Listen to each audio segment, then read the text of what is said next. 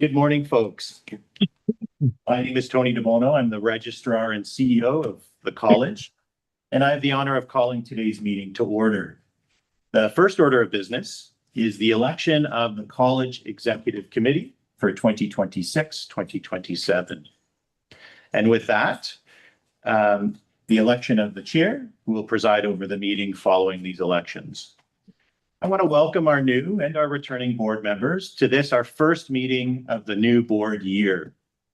In addition to those participating in the meeting by Zoom, I also want to welcome our public observers attending through our YouTube live stream. Welcome, folks. If we were all meeting in person, this would be the time to go around the board table to introduce everyone, especially for the benefit of our new members. Since it's harder to do with a hybrid, I'll begin by introducing everyone. So please bear with me. And if the directors could wave as I introduce you. We'll start with our returning professional directors. We have Dr. Fred Schmidt, psychologist. Welcome, Dr. Schmidt. We have Dr. Marion Bauer, psychologist. Welcome, Dr. Bauer. Dr. David Kurzman, psychologist. Welcome, Dr. Kurzman. Dr. Rachel Wayne, psychologist. Welcome, Dr. Wayne. And we have Olivia Ng, behavior analyst. Welcome, Olivia. We also have 3 academic board members who are university faculty. These are Doctors Peter Beeling, McMaster University. Peter's with us here. Oh, Maggie Toplak, York University. Maggie's just coming online now. Welcome, Dr. Toplak. And Dr. Kiva Hranchuk, Brock University. Welcome, Dr. Hranchuk. We're also very pleased to have, and if I may add as well, professional director sending his regrets is Mr. Conrad Leung, behavior analyst. So Mr. Leung has sent his regrets for this morning.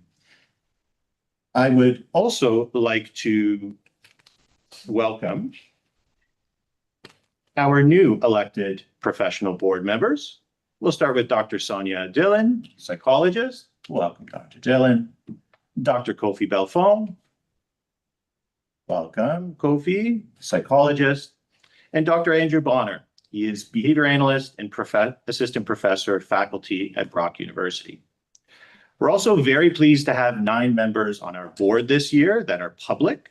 We'll start with the first public director, John Capobianco. Welcome, Mr. Capobianco. Mr. Rakesh Joshi. Welcome, Rakesh. Mr. Ken Burrow. Thank you, sir. Mr. Paul Stopsiati. Welcome. Mr. Scott Warnick. Our newest public board member, Mr. Mitchell Blass. Welcome, Mr. Blass. And we have public directors sending their regrets. Nadia de Ridolfi, Mary Calancis, and Colonel Cameron Ross. Now, the senior staff. Without them, I would certainly be lost. Start with Ms. Zimra Yetnikoff, Deputy Registrar, Director of Investigations and Hearings. Thank you, Zimra. Ms. Lasha McCannon, Director of Registration. Welcome, Lasha. Ms. Stephanie Morton, Director of Corporate Services. Welcome.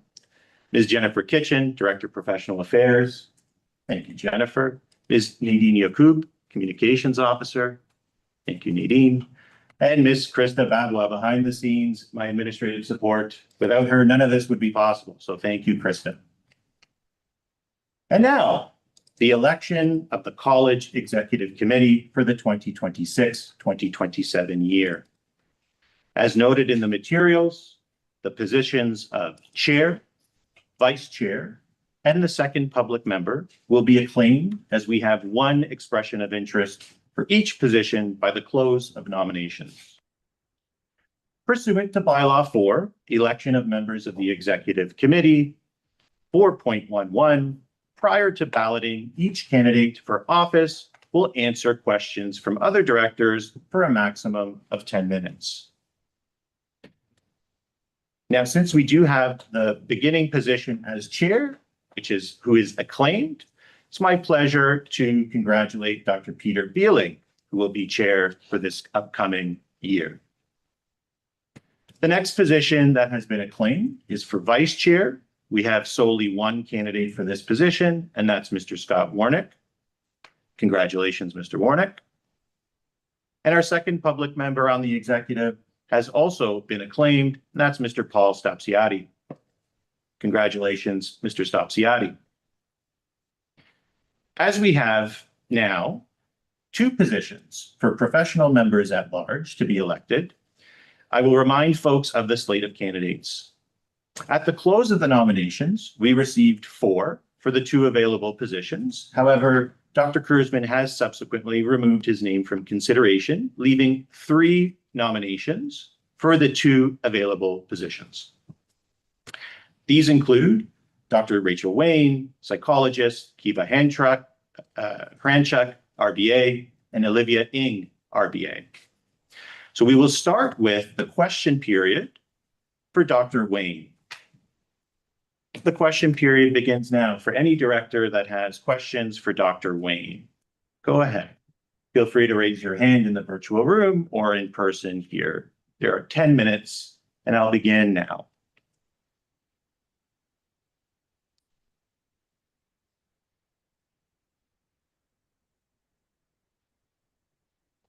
Don't all jump up at once, folks. Just kidding. Mr. Kenborough. Hi, Dr. Wayne. First, I want to thank you for all your contributions over the past year. They've been very helpful and very respectfully presented. It's no surprise to anyone, we've been through a pretty contentious 6-month period. There have been a lot of different views on how things may or may not have shaped out. My question to you purely is around board governance and functioning. And in that regard, what I'm seeking is someone that will robustly speak their mind, but at the end of the day, come together in solidarity as a board and leave the room as one voice, which I believe is essential to board functionality. I'm simply asking if you share a similar view, and that was it. The floor is yours. Thank you, Ken. Good morning, everybody. I mean, the short answer is yes, I absolutely share that view. I mean, I think above all else, board cohesion is extremely important. And, you know, I'm ultimately committed to having a collaborative environment and discussion. And ultimately, I think we all have to work together. And I will absolutely speak my mind and continue to do so. I think I've shown myself to be generally very respectful of board decisions while also balancing public interest and making sure that all perspectives and evidence are being considered. So I do absolutely share your perspective. Thank you very much. Thank you, Mr. Moreau and Dr. Wayne. Dr. Dillon. So folks, please feel free to call me Sonia. So nice to be here for the first meeting that I've attended. But Dr. Wayne, I have a question about, you know, kind of in the interest of public and protection, accessibility and inclusivity of our profession and the clients that, you know, psychologists and ABs serve. What are some thoughts you have on improving the representation of psychologists, applied behavioral analysts in the profession to serve the public and make it more representative of the clients that are typically seen? Oh, just go right ahead. Okay. Thank you for that question, Sonia. I really appreciate it. I'm not sure if you're aware, but I'm actually, I have a physical disability myself. I'm hard of hearing. And so for me, it's absolutely important. And, you know, whether we're talking about all sorts of different types of representation, I think that's really important. And I think absolutely that's something that I'm committed to and I'm open to and I'm very passionate about. I'm very much on board with our EDI initiatives and our committees and really looking forward to how we're going to shape that, because I think we have opportunities to be leaders in this space. And I think a lot of OFC's concerns about our professions have to do with this type of representation. And so I'm committed to doing this in a way that is in the best interest of public safety, and just making sure that we are honoring competencies as well. And ultimately, I'm really always about balance. And I mean, I absolutely share that perspective with you. So I thank you for that question. Thank you, Dr. Wayne. Now, just want to make sure we do a round just to make sure folks have their initial questions. So, Mr. Moreau, I see you in the hopper there. We'll make sure you have a moment. Oh, sorry, go for it, Mr. Moreau. I only wanted to say that my question was meant for all candidates. So I don't know what the structure was, but I just want to be sure it was understood. It was not one-off. Thank you. Absolutely. Dr. Toplak. Great. Thank you. Good morning, everybody. My apologies for being a couple of minutes late. I had some Zoom technical issues, but great place to begin. And Rachel, I'm so glad that your continued commitment in running in this election. And one of the big things I've been really concerned about as time goes on is all the bridge building that I think we need to think about in our profession. And I'm wondering, how are you thinking about both our kind of responsibility to both, I guess, we are members of the profession, but also members of council, and moving forward, how do we continue with the bridge building, but keep with obviously our commitments and respecting the boundaries of being a council member. And we just have so much diversity in our profession in so many different ways, in addition to, the diversity of the members, but the places that we all work and represent. And just wondering what your thoughts are on that. Over to you, Dr. Wayne. Thank you, Maggie. I think that's a really important question. And I really I'm absolutely concerned about that too. And I think any of you that know me know how important that is to me. And I think ultimately what it comes down to is a lot of listening to each other. And I've really emphasized respect. I've emphasized responsibility, and just making sure that we are considering all the evidence and all the factors that we have. And ultimately, I really think it just comes down to continuing to have conversations, being open. I think ultimately we are in a bit of a holding period, waiting back on, some of the changes that have been, passed by the board. And I mean, ultimately, our job is to listen, to respond, and to be thoughtful and balanced, and also making sure above all else, we're putting public safety as the prime interest. And so, I mean, I'm all about collaboration. And I think one of the things that I do really well is taking in a lot of information and trying to boil things down into, what are the critical pieces of information, and what do we need to consider, and how do we balance those? And ultimately, everything comes down to risks and benefits and risk mitigation. And that's really what we're trying to balance. But I think above all else, we really need to keep talking to each other and keep collaborating and having discussions. Thank you, Dr. Wayne. Other questions from the floor?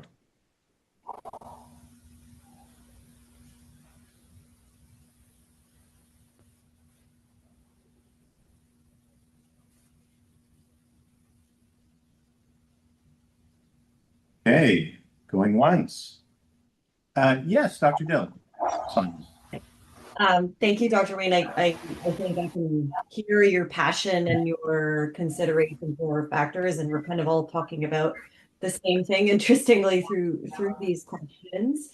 I guess I wanted to learn a bit more, like, specifically about your perspective, how you may champion some of this passion in a tangible way, in your membership of the board, and maybe understanding some of that advocacy related to, the underrepresentation, which I understand exists in every industry, field, and room. And the diverse ways in which diversity needs to be reflected and inclusivity needs to be improved. I guess more of just a specific model, perspective, or something so I can understand where you're coming from. Thank you. Over to you, Dr. Wayne. Okay, can I just ask everyone to mute their microphones if you haven't already, just because there's a lot of feedback and it's really distracting. Thank you. Sonia, just to clarify, are you talking specifically within the board or specifically within membership? I think I understood you as talking about the board. Yeah, I mean, it's up to, I'll give that to you, up to you to decide within the board, and or within just having more folks in the profession that are representative of the population, and totally happy whichever way you want to go with it. Yeah, I mean, I think, I'm getting the sense that you have that passion too.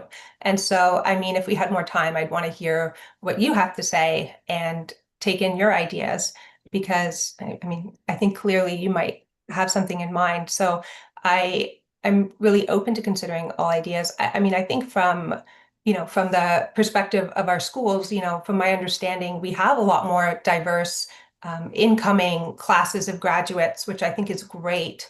I think it's really providing opportunities and for me, I'm all about empowering people, right? And so anything that I could do to help empower people to, feel confident to maybe put their name for a board position or, try something that they don't necessarily feel they're ready to try. Or, finding ways to give people opportunities that they wouldn't necessarily have and trying to bring people up from the bottom. And how specifically I would do that, I mean, honestly, I haven't really thought about it that much on the board level. I know that there are different ways to tackle it at the registration level.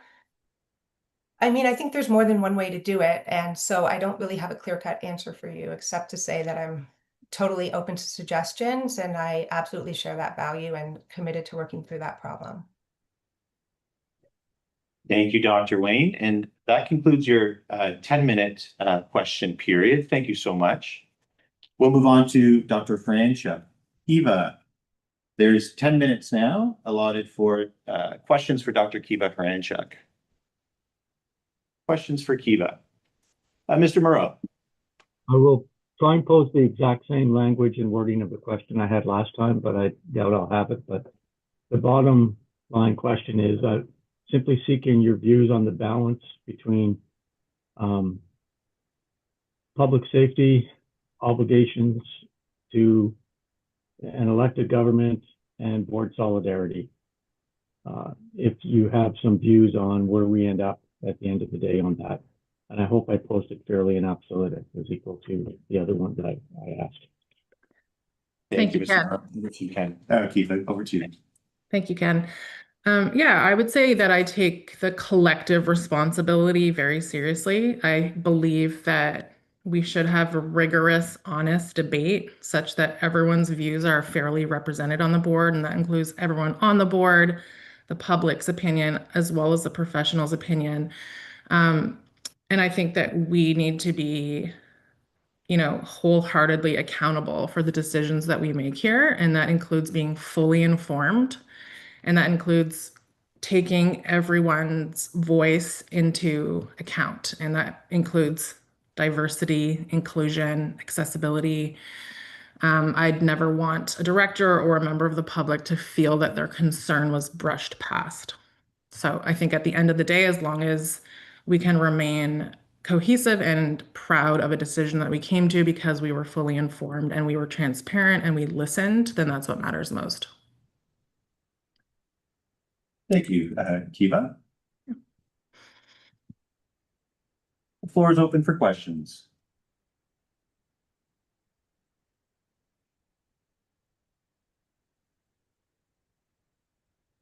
Okay, we will start with Dr. Dillon. Sonia, first, you have the floor first.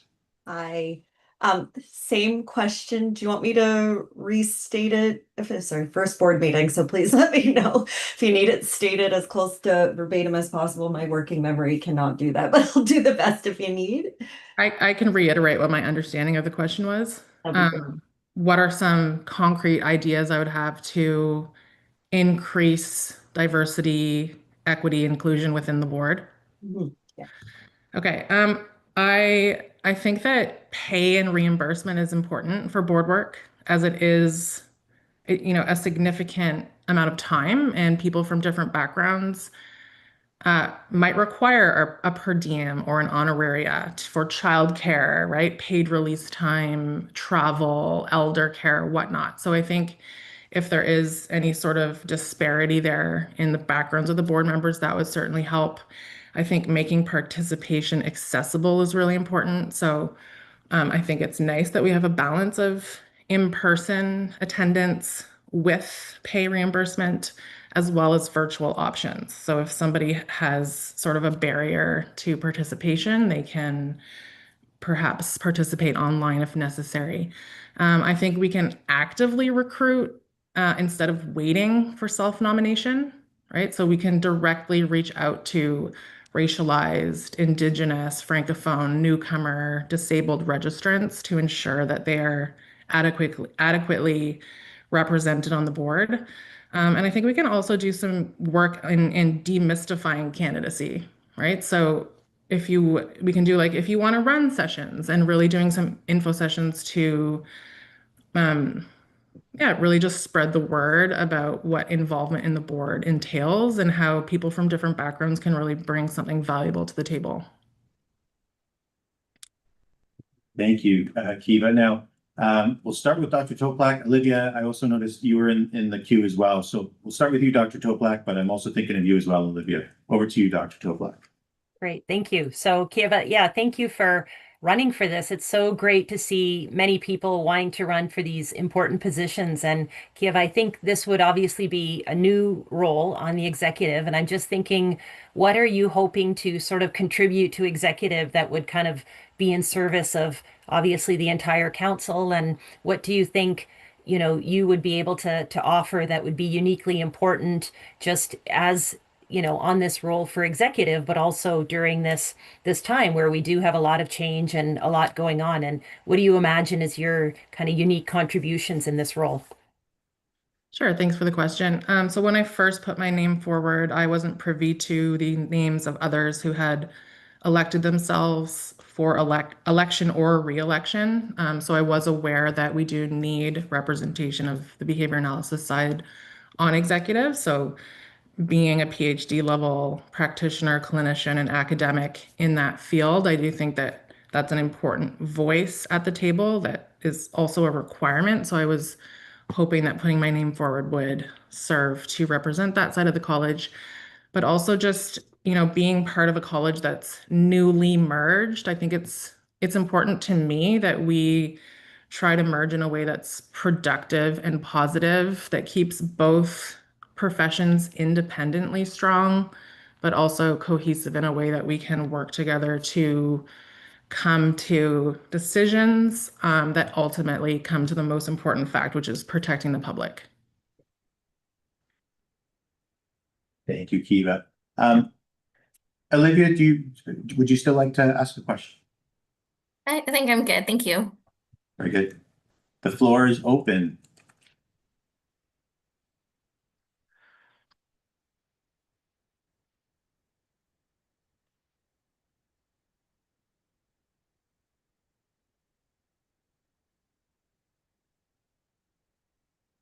Going once.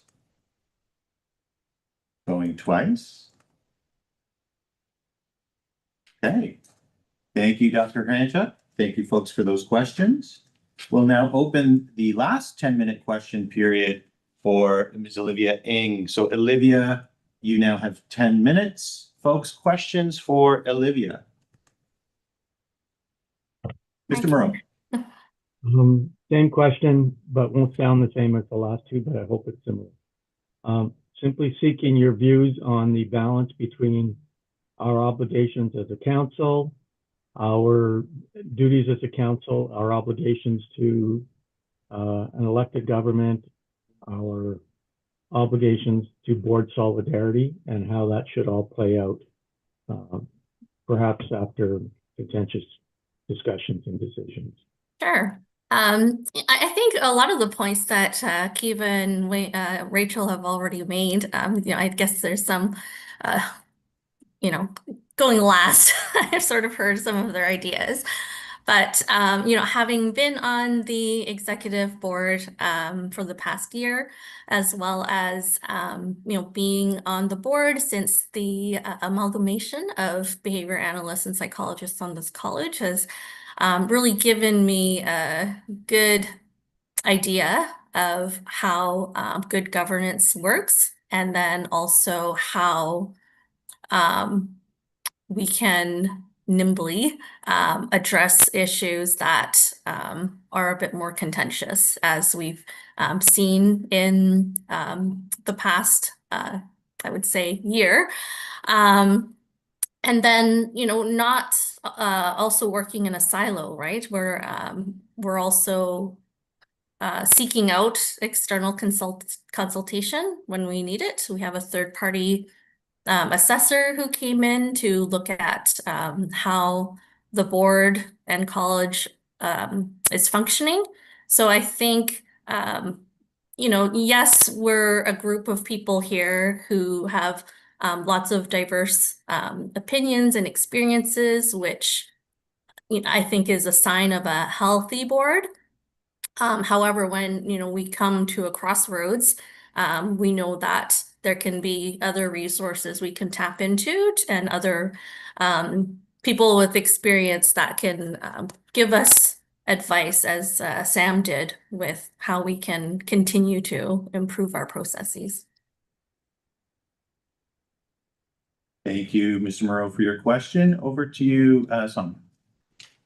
Surprise.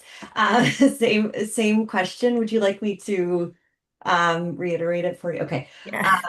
So in terms of your views, approach, etc., any specific ways, strategies, like theoretical underpinnings, etc., you would utilize to champion the diversity of the board, and or for the public wanting to enter the profession? Yeah, thank you for that question, and nice to meet you, Dr. Dillon. I think for those who have worked with me so far during my time on the board, I have been pretty vocal about EDI issues. And I think for those who are new to the board, just giving you a heads up, it's a big area that I'm very passionate about. My research and clinical work focuses on that as well. I also feel like I have a great deal of lived experience in that area, in that I don't belong necessarily to a dominant group, but also in some ways, I definitely recognize my own privileges as well. But in terms of actionable steps, I think we have a good EDI framework that we can continue building on. I think being on this board alone, and having been on executive, I've been very proud to be serving a section of that representation. I don't know what else to say to that, but to continue working as a group, and being, as Dr. Wayne and Dr. Horanchuk have already mentioned, being open to different ideas, and being able to communicate well, to be able to work through any areas of divergence, but also, be able to come together and meet in the middle in some ways. To, decisions still have to be made. So then how can we move forward with more constructive steps to keep improving with the cards that were dealt? Thank you. Dr. Toplak. Great.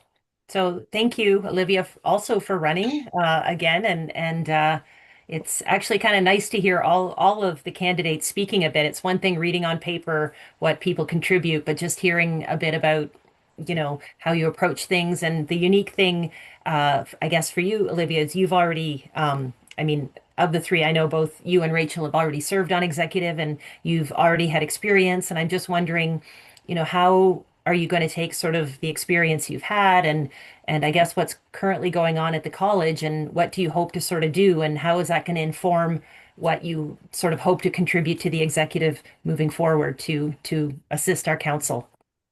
Thank you. Good morning, Maggie.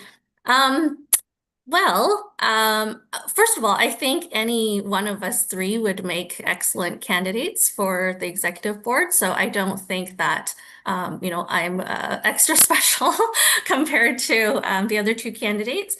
But with the experience, I think I really want to lean on the idea that no one of us has a bigger or louder voice than the rest of us. And I think it's really important to work as a group, hear the different perspectives. And I think the more ideas we have, the better, the more ideas we can throw into the pool, I think the more the best solution or the best available solution can emerge from that. In terms of my own background and experience, I've worked in Ontario I've been in practice for 24 years, but the last 17 years of my work has been in Ontario. And I've supervised and taught hundreds of graduate students in applied behavior analysis. So I think I have a really good idea of the landscape of what the needs are for the public in terms of behavior analytics services in Ontario. And sort of that's I can bring perspective as a professional in that capacity. However, being a professional, there's inherent bias as well, just because I work as a professional. And then when it comes to psychological issues, I really see myself leaning on the professionals, the psychologists with the expert knowledge that can contribute to the conversation.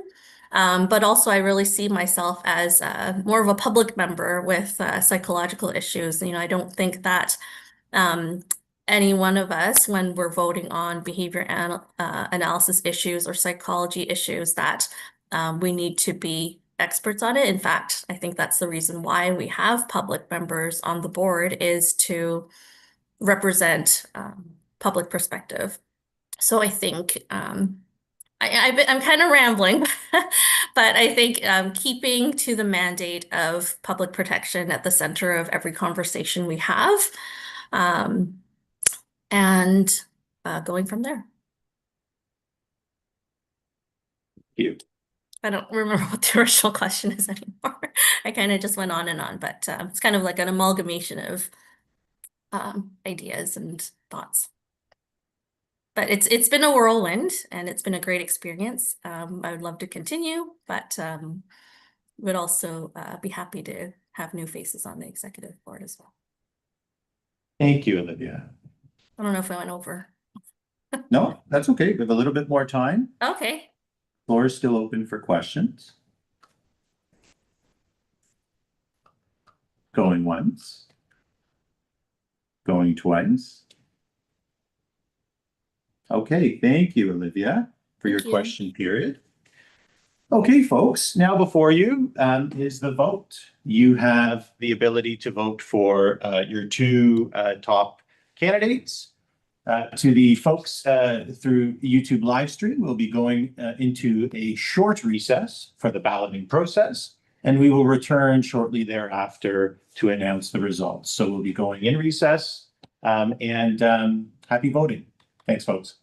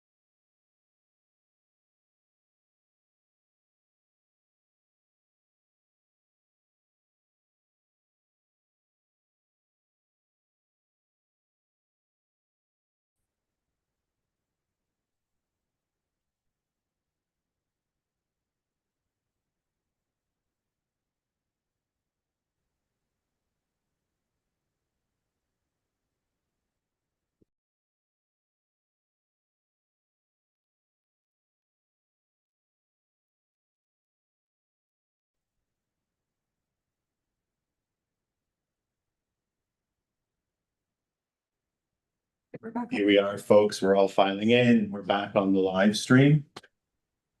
Is that correct, Krista? Yeah. Wonderful. Welcome back, everyone.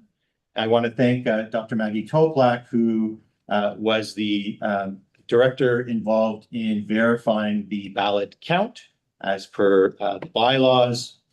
I'd like to congratulate the two successful members at large, Kiva Haranchuk and Olivia Ng. Congratulations. With that, the executive committee for the 2026-2027 college year has been formed. And it's my pleasure to turn the proceedings back over to our chair, Dr. Peter Beeling, to continue the meeting. Over to you, Dr. Beeling. Thank you. Morning, everyone, and thank you for taking part in the election. Let me start with the land acknowledgement. The College of Psychologists and Behaviour Analysts of Ontario recognizes that its work and the work of its community partners take place on traditional Indigenous territories across this province. We acknowledge that there are 46 treaties and other agreements that cover the territory now called Ontario. We are thankful to be able to work and live in these territories.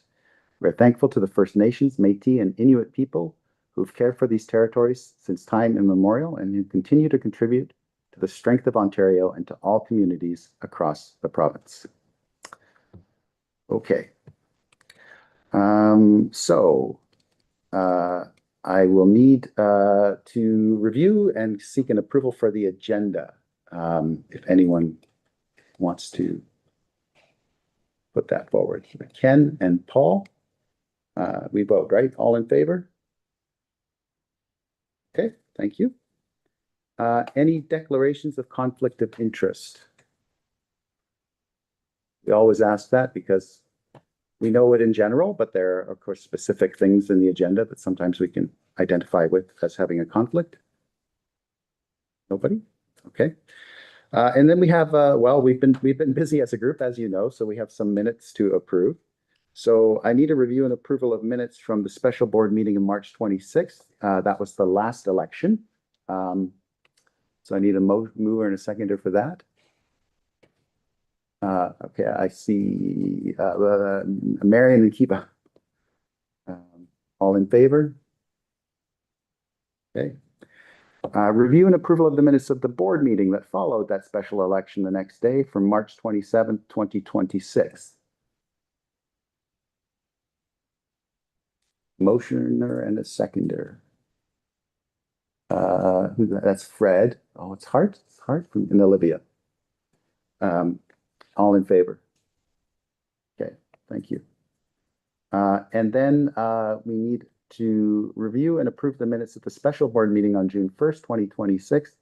That was when we discussed the third-party governance review specifically. Motion and a seconder. I see Ken, I see Marion. All in favor?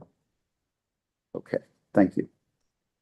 Okay. Now on to a review of the action list, which is throwing it over to Tony. Thank you, Mr. Chair, Dr. Beeling, and thank you to the board.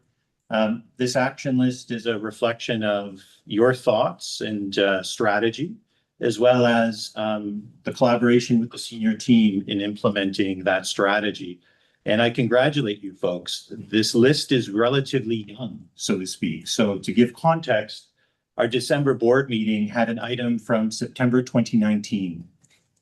The oldest item on our list is from our December 2024 meeting, which is around the vulnerable sector check for the psychologist registrants, which Lasha and the registration committee are working through now, and we expect to have the completion for September 2026.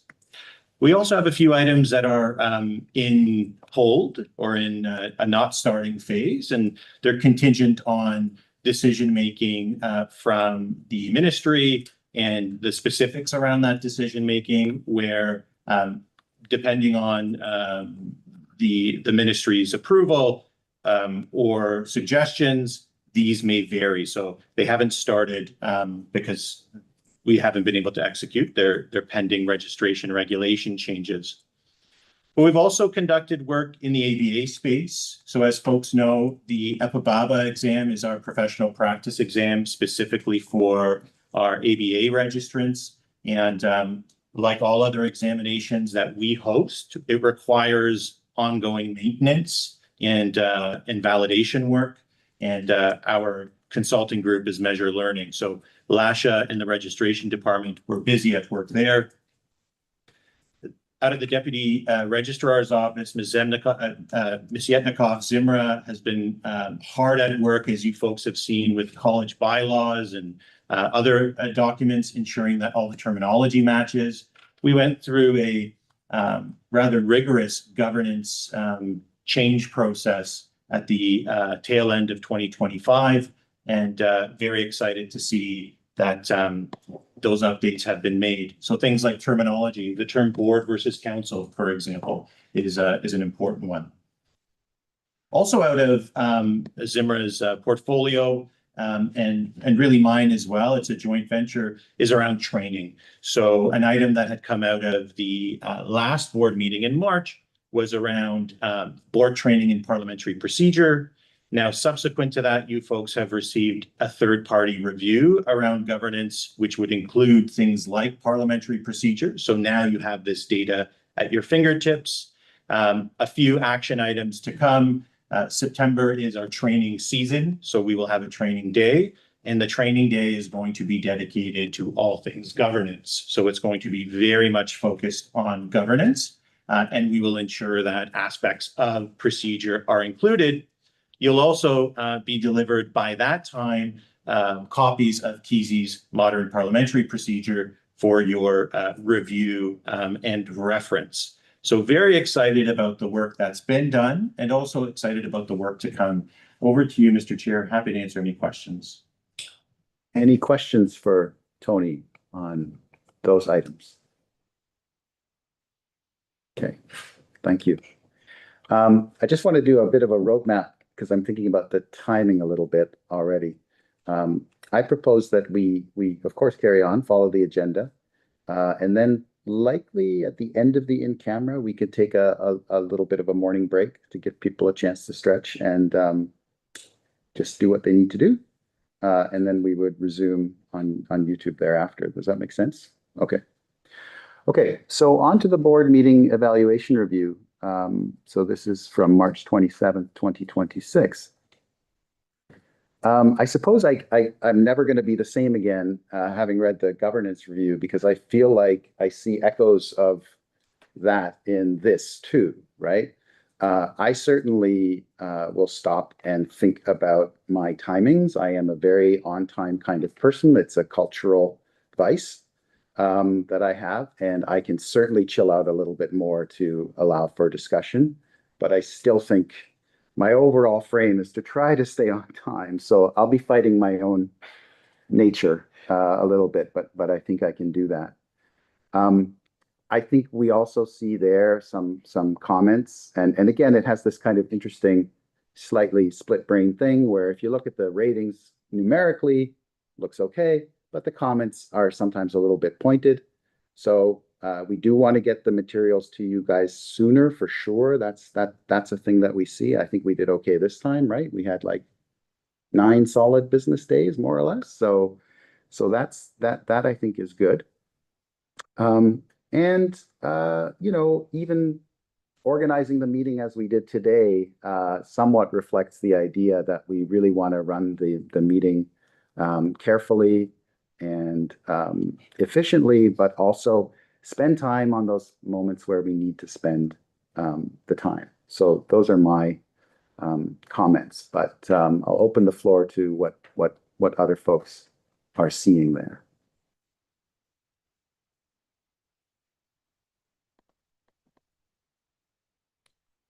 Nobody? Yeah, Olivia. Thanks, Peter. I noticed that there was a comment about the usefulness of having a parliamentarian present at our meetings, and we have him here today as well. I'm wondering if this will be an ongoing thing. That's a great question. I like Michael too. So I think yes for a time. But we will see. It may not be forever. And I know that we're all going to get the book. I have 2 copies of the book. You're welcome to one of them. And I've read it, looked at it, but I think still in the moment, it's really not a bad thing to have somebody who has devoted not exactly their life, but sort of to the task, and who's always steeped in it in a way that I just can't be, and none of us could be. So I look forward to all the training we're going to get, but I find it a comfort, a useful thing, and I don't think it takes away from honest discussion. It certainly didn't seem to last time, in my view. But yeah, is that Kofi? Kofi? Yeah, thank you. It was an interesting read. Like not having been privy or part of those conversations and then to read it sort of as an outsider. I was curious about the recommendations. I think some perhaps hit a little differently than others for me, especially the ones about trust and those kinds of things as a new board member coming in. But I am curious about, do these recommendations get adopted, approved? Like, what's the process for that? And then, like, how do they get actioned? So just sort of a process question. Yeah, this is the process for discussing it and then creating some action. I think that we don't tend to have a separate sort of discussion. This is reviewed by the executive before it comes here as well for some commentary and feedback. But throw it to Tony. Thank you, Mr. Chair, and thank you, Kofi. It's a fantastic question. To date in the history of the college, we haven't had a standard operating procedure in terms of how we go about actioning potential recommendations or how they're tabled per se. It's, to Dr. Beeling's point, much less formal. But some of the recommendations we've received, and a little bit of a spoiler alert in terms of the third-party governance review, is really turning our minds to evaluation in general. Are we doing evaluations that are meeting our needs? When we do the evaluations, do we have processes in place to action items? If recommendations are they made by one person or 2 people, or are they as a result of quorum from the board? And really requiring that sort of procedure for us to think about, but also thinking about other forms of assessment as well. So, the board had come together and helped devise these questions. One of the tasks before you, I think in the upcoming months, including training day, might be, is this the best way to evaluate your performance as a board? So even taking that step back to the meta, are we evaluating the board and its performance and effectiveness successfully and validly through these processes? Could be, maybe yes, maybe no. And also yourselves as individual directors. What's the 360? So what's the idea around your own performance and self-improvement as well as directors on the board? So it's a very timely question, Kofi, and I think a very important one.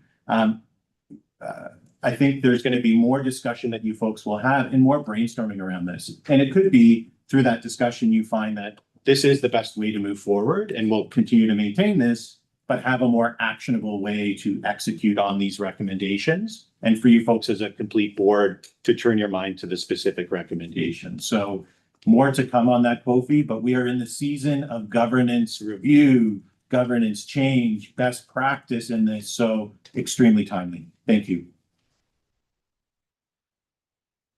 Other questions or comments? Okay. So we will carry on. So we need a motion to go in camera, correct? Okay, that's Scott, and I think that was John, I think? No, yes, thank you. Okay, all in favor? Okay, so we are in camera. Yeah. Okay.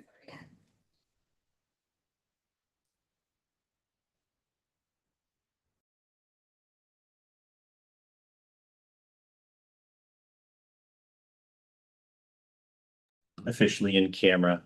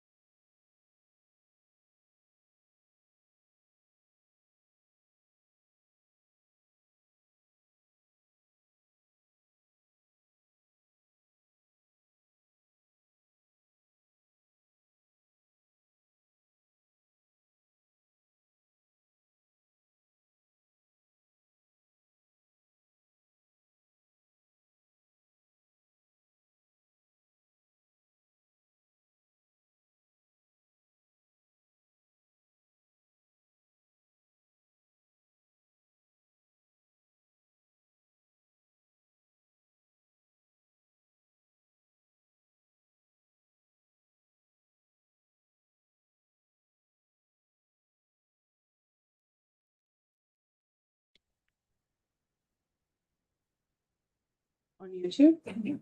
Oh, no, we're not. We're in camera. Sorry. We're still on the Still in camera.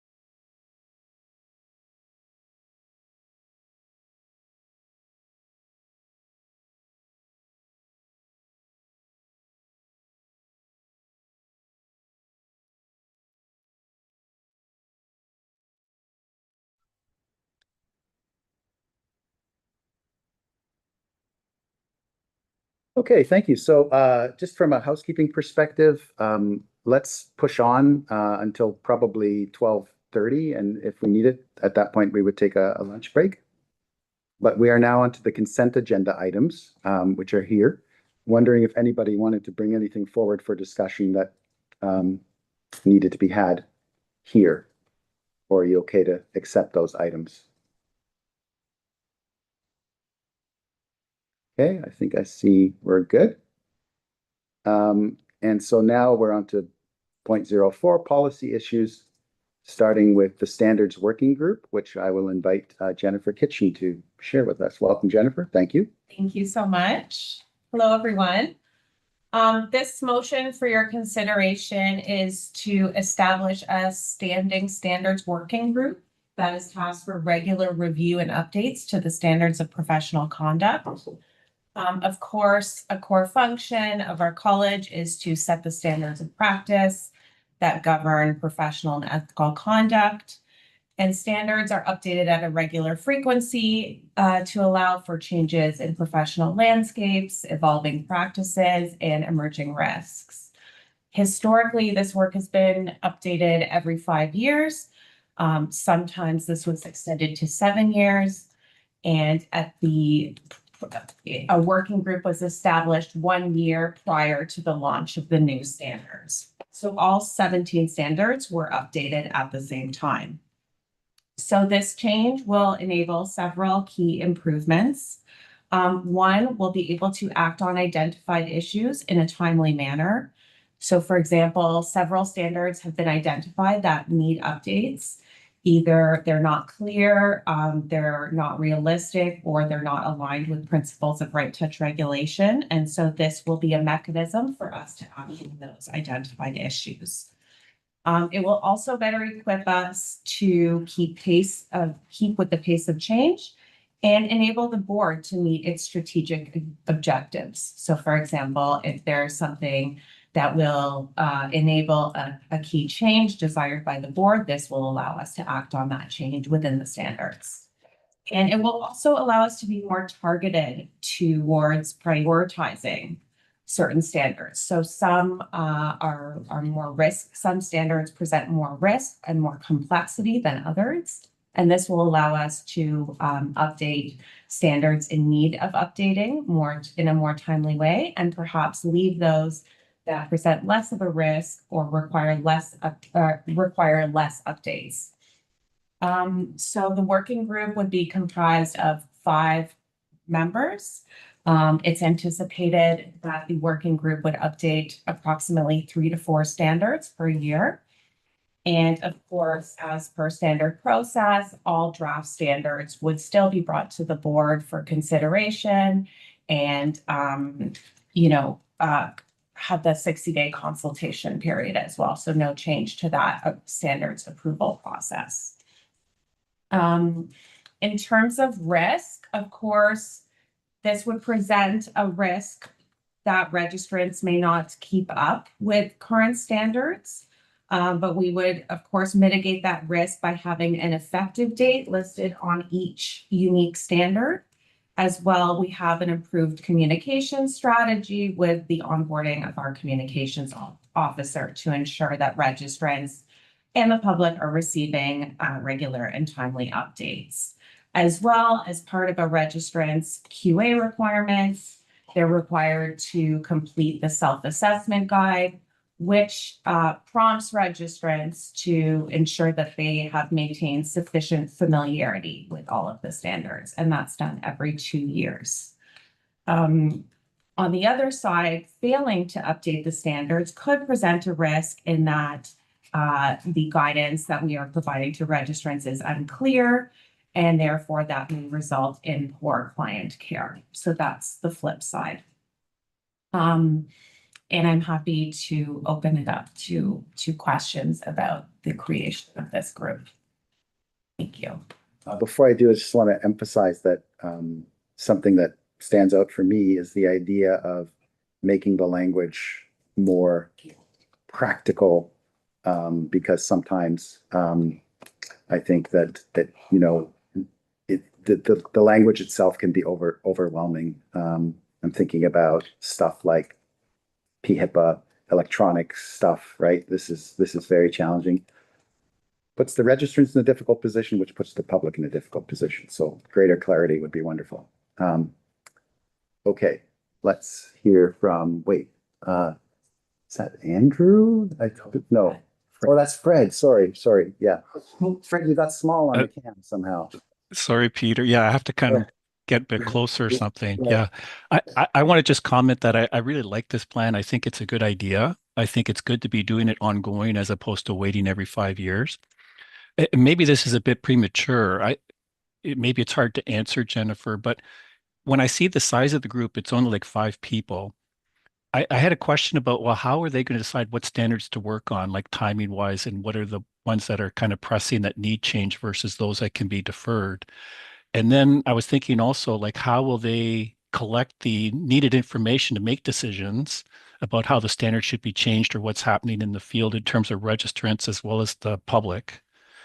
And maybe that's something that the work group will do, but I feel like that's important because it's a small group. How can they be on top of and understand everything? And so just a general question. I don't know if you have a response or thought at this point, but that's what I want to flag. Yeah, I'm starting to think about this, and I have some ideas that would be brought to the working group once it's established. So one, I think we need to establish some criteria for how the working group is going to prioritize the standards. And that could be, is it an issue that's present in the media? Does it present a lot of risk to the public? Is it very complex? So for example, I think of the supervision standard. That's a very complex standard, and it also presents a lot of risk just given the reach that supervision and supervisors have. So I think the first task of the working group would be to sort of rate each standard in terms of that criteria that they agree upon, and then they can prioritize the standards based on that pre-established criteria. And then you mentioned, how are they going to consider all of the issues? Well, I see that as being sort of a staff task, is to bring forward the issues that we see for the working group's consideration. So I also have the benefit of overseeing our practice advice area. I understand a lot of the questions that we get in terms of standards that lack clarity, for example, to Peter's point. We'd also hope that, we'd get to hear from Zimra's side of the house in terms of complaints and where perhaps there's a lot of complaints within a certain area. So I'm hoping that staff will be able to contribute to those discussions for the working group to consider. Does that answer your question? Yeah, no, I think those are all great suggestions and ideas. I also kind of pondered, is there an opportunity to have maybe more open kind of feedback system with registrants or the public, where there could be a portal or some kind of mechanism where they can provide ongoing feedback that's reviewed by this standing working group committee. Yeah. It's a good way to have communication and open dialogue with the registrants. Thank you. You reminded me of one important point, which is typically, and what's been done in the past, from what I understand, is once the working group decides which standards they're going to work on, we could post that publicly for registrants to submit their feedback on the particular standards. And this way, it's also not as overwhelming for registrants too, because we would be focusing on, 2 to 4 standards at a time for registrants to provide their feedback on. And that as well could be brought to the working group for consideration. Thank you for reminding me. Yeah, no, that's great. Thank you. I like this idea. Olivia. Thanks, Peter. Jennifer, you mentioned that the group will be comprised of 5 members, 2 psychology registrants, 2 ABA registrants, and 1 public member. So how will the group members be selected? Will they be, are we approaching people on existing committees if they're interested? Will the public member be someone from the board? I'm just curious if you can clarify where the group Yeah, we'll get the people. The plan was for staff to approach specific individuals whom we already have existing relationships with. So that could be either the person has served on a committee, the public members certainly would be recruited from the board, and also for any individuals that have particular expertise that, we hope to bring into the standards, for example, EDI, or people that have worked on the standards working group in the past. So those would be some Yeah, things. like Fred, I think it's a good idea. Sonia. I think it's a great idea too, and I love the ongoing review of it. I can speak for myself and anyone else who's kind of engaged in a lot of supervision. That would be something really important to help evolve. I think it's like a living document essentially, or standards as things change. I'm curious, Olivia, you just made me think about something. Would there be an opportunity for recruitment and selection through a different forum rather than having the same people doing the same work in the same group, and maybe diversify the voices on such an important kind of feat? And the second piece, I was wondering, is there any thoughts on consulting with existing committees on workload management and how the working group can really succeed with the demands? I know on committees it's a lot of work that people put into it. This is actually coming from Kiva's earlier response to my this idea on how we can champion accessibility, diversity, and inclusivity by having fair and reasonable workload allocation, especially for folks that may not be able to throw their hat into these sorts of spaces due to existing demands, due to who they are. Just some food for thought. I mean, yeah, we can certainly open up the idea more broadly and have people submit their interest more openly. We did want to keep the working group quite small, just to be nimble, and again, recognizing that there will be more layers of review throughout the process. Does that answer your question, Dr.? Okay, so I'll start to read the motion. We can discuss some more, but the motion is to establish a standards working group that is tasked with regularly reviewing and updating select standards on an ongoing basis. That's what's before us today, with the briefing note to match. Any more commentary on this topic and the motion in particular?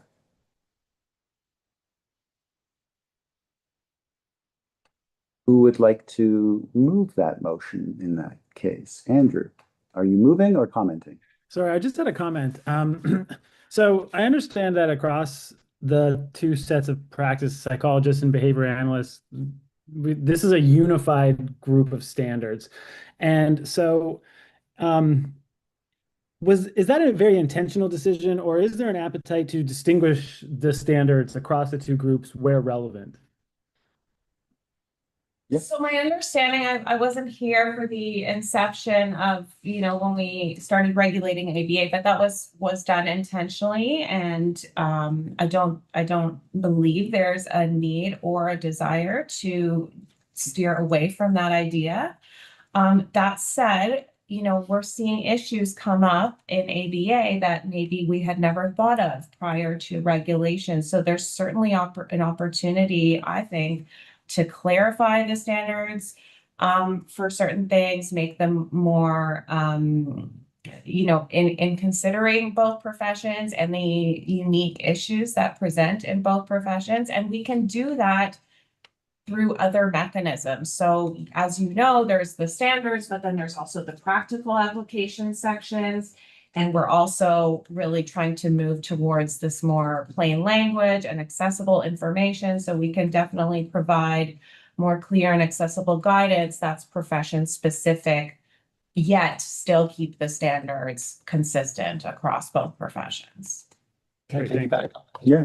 Yeah, Andrew, it's such a great question because I was here when we contemplated this, and part of the ABA working group, which Scott, you were a part of as well. The idea behind the standards of professional conduct are that they're the minimum required standards for our registrants. And the idea is that informed consent as a principle, as a standard, applies to our professions. When we think about in British Columbia, who now has a context where they're regulating psychology in the midst of 8 other professions, they're also looking to this idea. When we think about in the United Kingdom, when we had Harry Caton come to talk to us, who really was around professional standards and how do you make sure that there's consistency across professions, we really wanted to make sure that the standard of limits of confidentiality is the standard of limits of confidentiality, regardless of the profession. However, to your point though, Andrew, what we're learning through experience is that there's the overall professional standard, but then there's the nuance of both professions. And I think that's what you're capturing here, where, for example, although the standards around supervision are the same, the way supervision's delivered in psychology versus in ABA sometimes is different. And how do we provide the best information to our registrants to make the safest, most informed decisions? I think as we go through this, we're probably going to learn that there may be more practical applications or other methods for us to potentially get into some of the intricacies of the two different professions. We're still relatively young. We're about to hit our 2-year anniversary with regulating ABA, but I really see us as being infants in that way, that probably over the years and with the support of the board and with the committees, we're probably going to have a more nuanced approach while also keeping that meta level the same. So it's a great question, Andrew. I think more to come on that. Yeah, thanks. I appreciate that. And I agree. I think there's opportunities to maintain a unified approach to standards of professional conduct while making room for the nuance that each profession brings to the table. So I appreciate that response. Thanks. Ken. Just very quickly to Andrew's comment, a few days ago, we had an ICRC meeting where we found that some of the standards that apply to psychologists for their business practices don't work the same way for a lot of ABA professionals because of the contractual arrangements with hubs or however it works.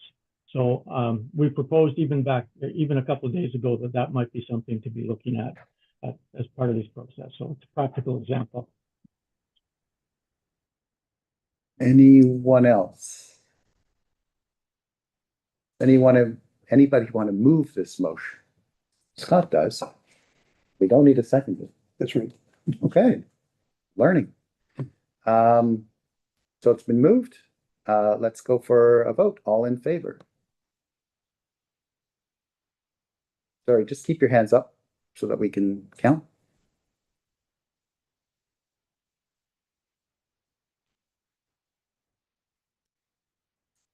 Krista, let me know when you've got it. 15. Okay. Against?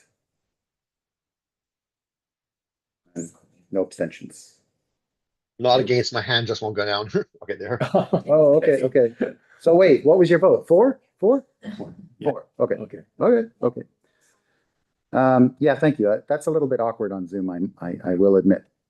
Okay, so thank you. We're moving on to proposed amendments to bylaw 25, reporting of supervised psychological and ABA services. And just as a frame, where the motion would take us is that if we agree with it, then this bylaw change will be circulated to the registrants for feedback. So I invite Zimra to speak to it. Thank you, Peter. So we are bringing these draft amendments to bylaw 25 for the board's consideration because of a regulatory gap that we've identified. And we do believe that it is in public interest imperative to close this gap. So what we are seeing, what this gap is a lack of information that the college has regarding to the identity, volume, and locations of supervisees for both professions. This gap raises, This gap raises risks in a variety of ways, and you'll see the briefing note is quite detailed, but I'm just going to talk about a couple. One, investigations. We find that investigations are hampered by this lack of information.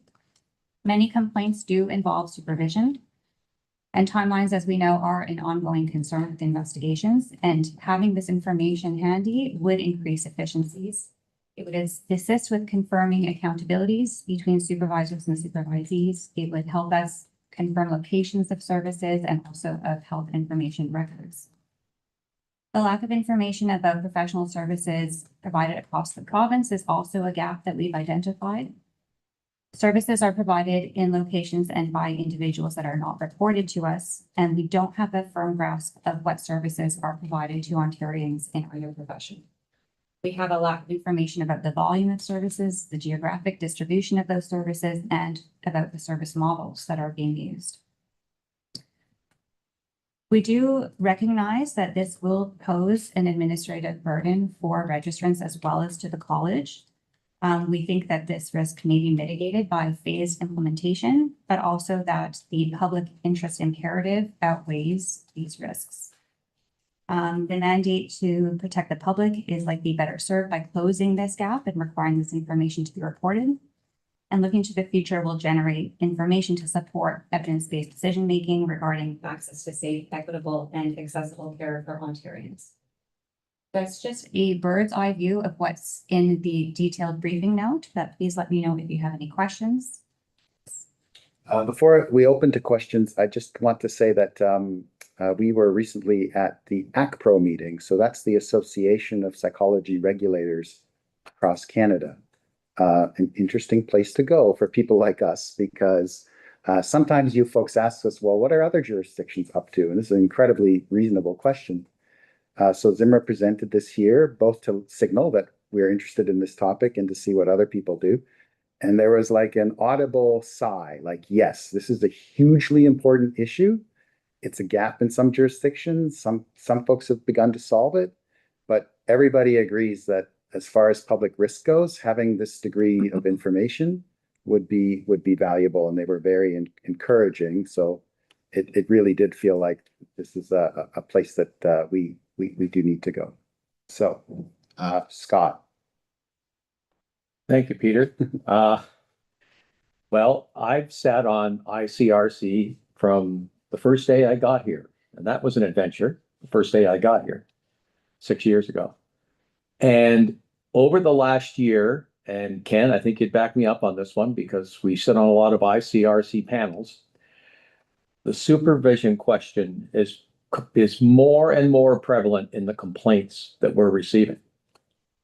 And some cases, we are hamstrung by not having all the necessary information around who the supervisor is, who they're supervising, where they're supervising.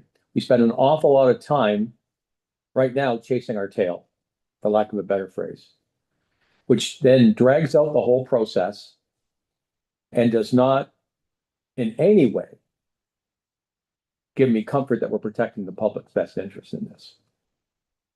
This will mean that registrants will have to provide that information. But what speaks volumes to me is this is a gap that we're closing that will be in the best interest of the general public. Because right now, we simply don't know. We had a case yesterday that the majority of the conversation was around trying to figure out who was the supervisor and who was the supervisee. And we didn't know. We just didn't know because there's no record of it. That's what this change to the bylaw will do, this amendment. And I think it's in the best interest of the public that we proceed.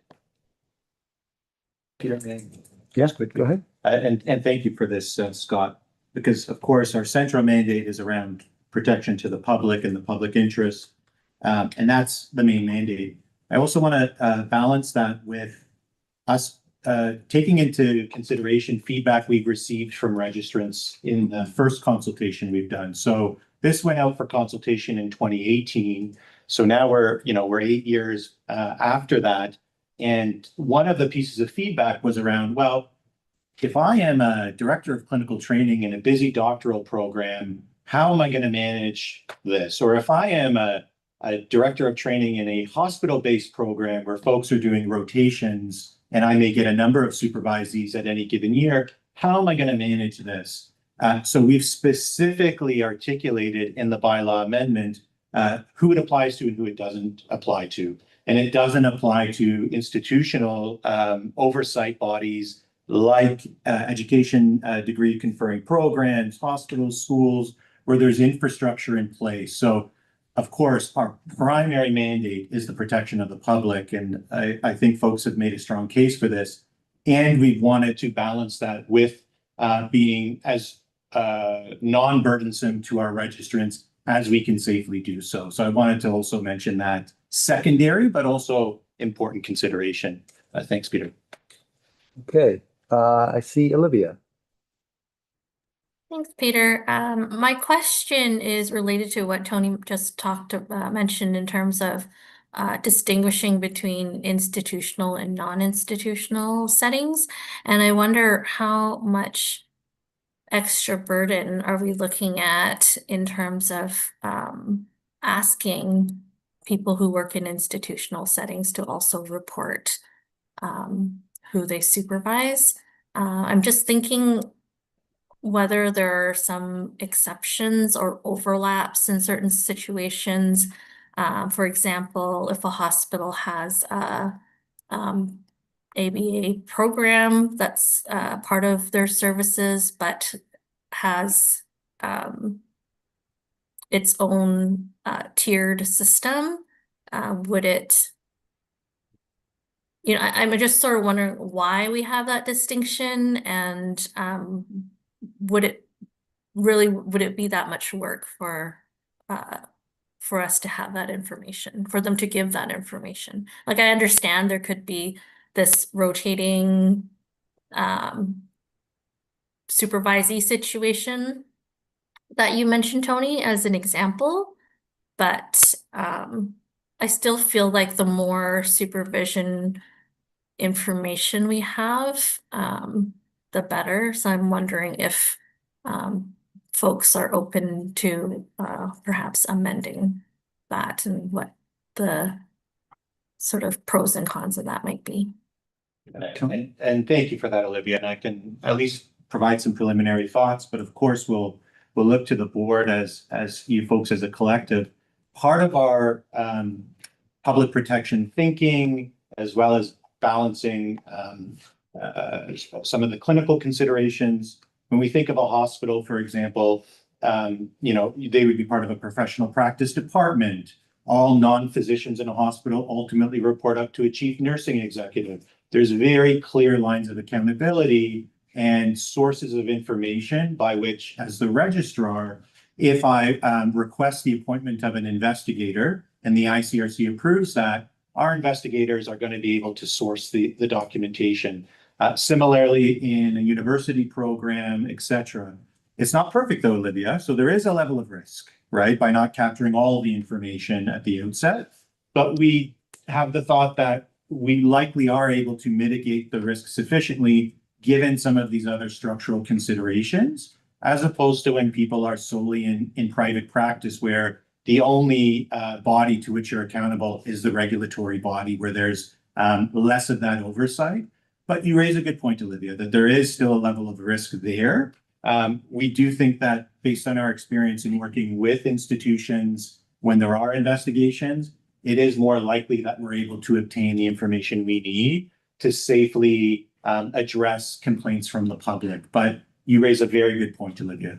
Can I just try this out from a sort of right touch regulation perspective? Students in training programs may have complaints, but that's not yet the college's jurisdiction when they're students. One day, we will likely have jurisdiction, but at that moment, we don't. So I think that's important. Anyways, go ahead. Yeah, no, just to echo Tony's point that our thinking and given the feedback in the first round of trying to get this reporting was that do we really need to get everybody to report every individual that they're supervising if they are already supervising within the context of an institution where somebody else is already overseeing that relationship and getting reporting about it.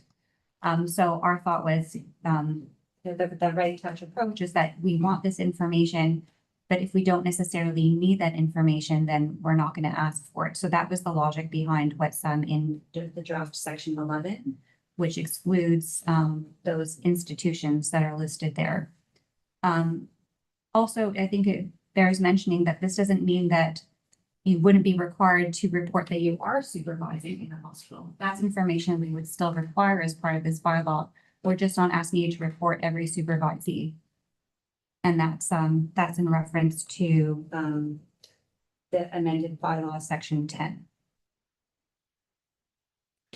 Okay, David? Yeah, I guess I just have some questions. I'm concerned about adding onerous burdens to those who are practicing. Many people have supervised students and those on the temporary register for only a few months. Are they going to have to be updating the list every few months if they're supervising someone? Sometimes people supervise on an individual case. At the same time, from the ICRC perspective, as psychologists, I'm assuming it's the same for ABA, but as psychologists, whenever we supervise, we have to have a supervision agreement, which becomes part of the file. So if there's a complaint against somebody, that supervision agreement should be included immediately upon the time of complaint. So I don't actually understand how this is benefiting the protecting the public in any way. I think it's just adding extra burden to those in private practice who supervise multiple students. I could see this actually being a risk to the public, because if it does become burdensome, then some psychologists may choose not to supervise, especially if it's only for individual, like for 1 or 2 cases, for example, and then they have to keep on reporting things to the college. The other thing is, with respect to supervision, does that include having to list names of all the psychometrists that one has? If someone's supervising in their practice social workers or undergrads, does one have to do that? What about those private practices who are supervising students as part of a internship? So if someone has an internship through one of the hospitals, but they're doing some work in a private practice, do they then have to report those students, or does that fall within the scope of the internship/university program? I really, I understand collecting more information, but I don't see how this protects the public. I'd rather see some sort of rule where if someone has a complaint against them, then they need to provide a list of all their supervisors to the college. And that would occur at the immediate time of a letter of complaint going out to that member. So I'm not actually sure why this is creating undue time issues for ICRC, because that information should be presented to ICRC immediately upon a response from the registrant. So again, I just have concerns about the process and the actual need for this. Tony? I'm happy to give a first shot, and please, Zimra, jump in with your professional experience here.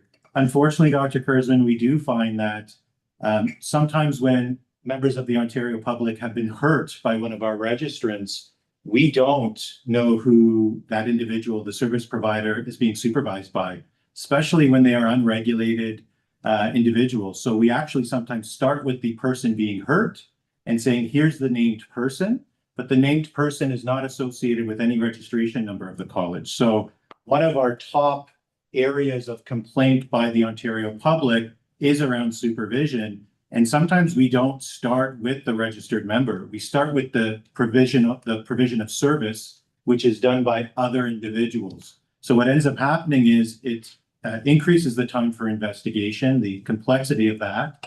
It increases the time in which somebody who has been potentially traumatized by a member of our registration base continues to experience that unresolved trauma.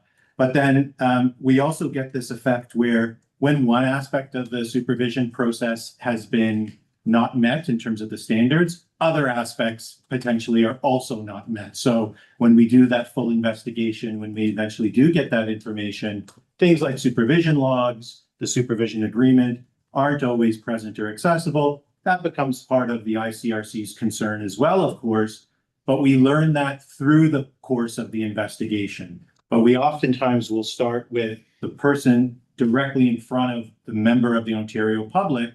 And we're talking about people who are not on the supervised practice register where they've got a registration number. We're talking oftentimes about folks who are doing service and they are unregulated. So in our experience, we would say actually it is a serious and significant gap for you to consider as a board of directors. And based on the senior staff's work experience in the areas of both investigations as well as discipline, we see this as an area where the Ontario public is at significant risk. Thanks, Peter. Sonia. Thanks. I agree. I'm not saying more paperwork is easy for anybody, but in the public interest space, I think having more, not more documentation, but better documentation about who is being supervised by who, and the public having access to a service provider, just making sure we know who's supervising and providing support is in the public interest. And I am sorry to everybody if that adds burden and paperwork. But the role here is public protection. I do see the risk. I am wondering, just to kind of meet in the middle and support, is there a forum like through the membership portal or something where these things can be more easily logged, as opposed to filling out those sometimes nightmarish PDFs and submitting, and the email burden? Like, would the member portal be an excellent place to say this starts at this date, ends this date, update, reiterate, revise as it goes? And then the second point, as many folks have experience in training in hospitals, if they have it, it is, a circle of care model. There's a lot of governance and oversight, et cetera. As far as I understand, like I would in this setting, because students are not registered with the college, they are in a way members of the public that require the protection too. They are typically the most vulnerable in the like supervisory relationship. I think having the protections of the institution are typically quite strong. Would be a good thing to continue to have, and also not overburden these training systems. But at the same time, for folks that are, independent practitioners providing supervision, et cetera, just finding that way to meet in the middle and make this easier from a administrative side for a portal. So thank you again. Zimra, portal, yes, portal. Yeah. we have considered, so you'll see that it is also an administrative burden for the college. Of course. For registrants. And so we have already started talking about what this would look like and where we would store the information, how that would be added to and amended. And that's why we've also suggested that there is already time built in, because this is a bylaw that would need to go out for consultation and we need to make a final decision. So this is further down the line, but also thinking that even should the board vote to circulate this and should the board vote to ultimately accept these amendments, there may also be a time built in for phased implementation, just so that we can figure out and sort out how we're going to implement this administratively. So we've already started thinking about that and working on that, but also want to give some time to really get it right.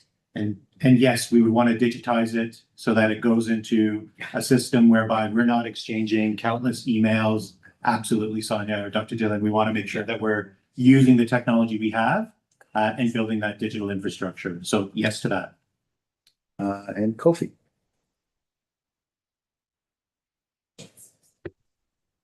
Thank you. Yes, I agree that it's, I think this is really important to protecting the public. I guess my first read of it was probably similar to Olivia's, where I wondered if it went far enough. I appreciate, though, the comments and that there's been consultation around it already, and that we're trying to avoid undue burden. I guess my question is about whether or not we have like the data sophistication to be able to determine with the ICRC complaints, are they primarily with private supervision complaints related to private practice versus not like institutional settings? Are we able to differentiate and see whether or not most of the ICRC complaints about supervision are in private practice settings? Pointed question, but a good one. Yeah, I mean, I don't think that we track that data. I could say anecdotally, yes, it is primarily private practice, but I couldn't verify that with the data. It's just my experience over the last 15 years. 15 years. Yeah, and if I Yeah. may, Not trivial. if I may, it is important to note to your point, Dr. Belfond, we do get complaints from the public about supervision in institutional settings as well. Don't get me wrong. Just the types of complaints and the ability to investigate pose different challenges for the college. So although sometimes there is an adequacy of supervision issues that will arise in an institutional setting, the ability to collect the necessary information to protect the public, those differ, at least based on our anecdotal experiences. But as a side point, you folks and we as a college are investing significantly in our data infrastructure. So that could be some consideration in the future around getting that much more specific around how we track complaints. I think it's fair. I mean, it could have played a role here in determining whether or not it should be expanded to institutional settings as well, but I think the argument's fair. Andrew? Sorry if this is if I've missed something here, but I'm just reading the language, the added language in the amendment. The name and business address. Oh, sorry. For greater clarity, this includes each practice location where the registrant engages in direct supervision. It's common for a behavior analyst to provide services and supervision in client homes. And so would this amendment require behavior analysts to list the physical addresses of their clients? We were ready for that question. Yes. Go ahead, Zimmer. Yes, Zimmer. Please. No, it would not, is the short answer. And we have considered this and it has come up as well. And it would be the expectation that you would provide the address of the business place from where services are coming from. So where you have the person coming out from to provide services in the home, that's the address that you would report, not the individual home addresses from where you're providing those direct services. Mm. And so if I was a clinician providing exclusively home-based services and my business address was my home physical address because I don't have a external location, then this amendment would require me to list my own physical address as the place from which people are coming out of, technically. Yeah. Yeah, Yes, that's the business. And that's the business. if I can note, that does happen from time to time, Andrew, with psychologists, for example, who have home offices where that is their practice location, and indeed they do list their address. Yeah, it is a consideration though, absolutely. And I don't think we want to let perfect be the enemy of the good, right? So we're not going to catch everything, but geographically, we will be able to drop pins in a much better way than we can right now. So Yeah, I just wanted to clarify. I appreciate that. Thanks. yeah. Other Rachel? I just wanted to follow up to that. I mean, I believe that when you're registered with the college, you already do have to provide your address that you work at. So I don't believe we'd be collecting any new information from that regard that we don't already have. Correct. Yes. Can I provide a clarification? Of course. I also wanted to emphasize that this information is not contemplated to be public. This is for the college's internal register. So this is not maybe at some point the board will decide that some of this information ought to be public, but at this instance, this is information that you'll see is excluded from public posting, and that's in section 25.5 of the bylaw draft, and you'll see that it's been excluded from public posting. Okay, probably that time when we remind ourselves that the motion is that the amendment to bylaw 25, the register and related matters be approved for circulation to the registrants. So just a reminder that this would go out to the registrants, who would then have a what day period? 60-day period to comment. And we know how that works, generally. Any further discussion of that motion? Would somebody like to make that motion? Be able to make an amendment to the motion, or Hang on. First. You gotta vote on the motion. We got to move the motion first. Okay. That's Fred. Fred has moved the motion. Okay, amendment?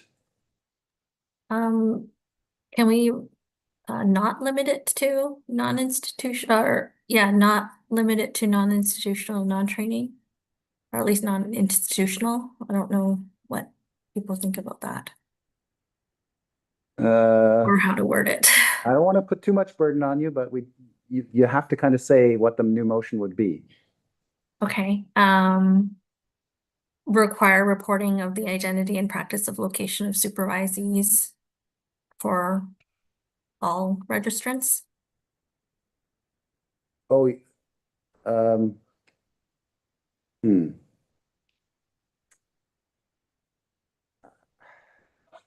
to be honest, I didn't hear a lot of support for that move, so I'm worried about that motion. Andrew, and something related? I'm just curious, Olivia, why you think that amendment is necessary? I'm still not very clear on why it's an exception. My understanding is that the people who wrote the amendment consider the sufficient oversight already in place at those institutional settings. Yeah, Tony has a contribution. Yeah, thank you, Mr. Chair. And I'm glad, Olivia, you are very focused on the protection aspect. I guess from the staff's perspective, we'll give the example of a hospital, and that's the clinical setting where I had most of my experience.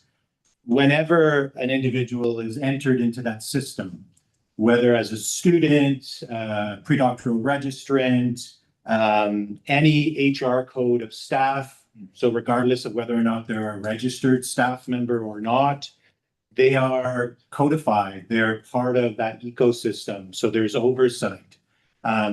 The ability to get records from a hospital isn't contingent on that supervisee. The health information custodian is the hospital and their health records department and their privacy department. So when there is a concern about, let's say, an unregistered instructor therapist, for example, who's doing direct service delivery in a hospital context, even if the point of contact we first have is, I was injured by this individual, when we know the institution, at least from the college's ability to investigate, it is much easier for us to get the information required to thoroughly investigate that concern. It's not perfect, to your point, in the sense that we are not asking for that information ahead of time like we would in a non-institutional setting, but we would have that information. And similarly, when I think about folks who are part of a doctoral program or a clinical training program, they are completing documentation within their department, so their home institution and their department, where again, if there's concerns in our ability to obtain a record about, well, who was this person and what is their linkage to a registrant, more often than not, we are much more capable of obtaining that information through that larger institution's infrastructure. So it's not a perfect system, but on the balance of risks and benefits, we feel relatively confident that we would still be able to execute the spirit of this without requiring that additional information from the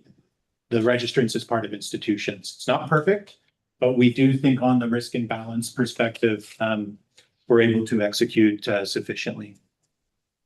Thanks, Jody. Yeah, I think the health care custodian information really helps clarify that. And is that, would that be the primary reason? Like what counts as an institution? So I'm just sort of thinking if there are exceptions when I'm thinking about behavior analysis. You know, there are sort of public institutions, but they also take fee for service. But I guess the health custodian information, like they would still be accountable to the institution. So I'm just thinking out loud and seeing if there are any exceptions to that. But yeah, I think that helps clarify things as it stands. Remember too that we don't have every word right here, right? We will see this again. So good point. What's the operational definition of an institution? I think we continue to work on that. So, but I agree that the guiding principle would be, is there sort of a hierarchy within that and levels of accountability and signed contracts and all such things, which I've absolutely seen explode in my career in the hospital. So, yeah, is it just right? I don't know. It's a lot. It's a lot I guess already. yeah, we'll see when we'll see as it rolls out, right? But I'll withdraw my amendment. Thanks. Yeah. And we may be there one day, right? One day this might come back and say, actually, we do need to close this gap. That's distinctly possible. Okay, so the motion is that the amendment to bylaw 25, the register and related matters, be approved for circulation to the registrants. Moved by Fred. And it was moved by Fred. All in favor?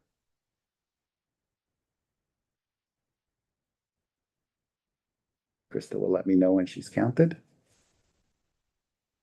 15. Okay. Against? Mr. Chair, do we have a seconder for that?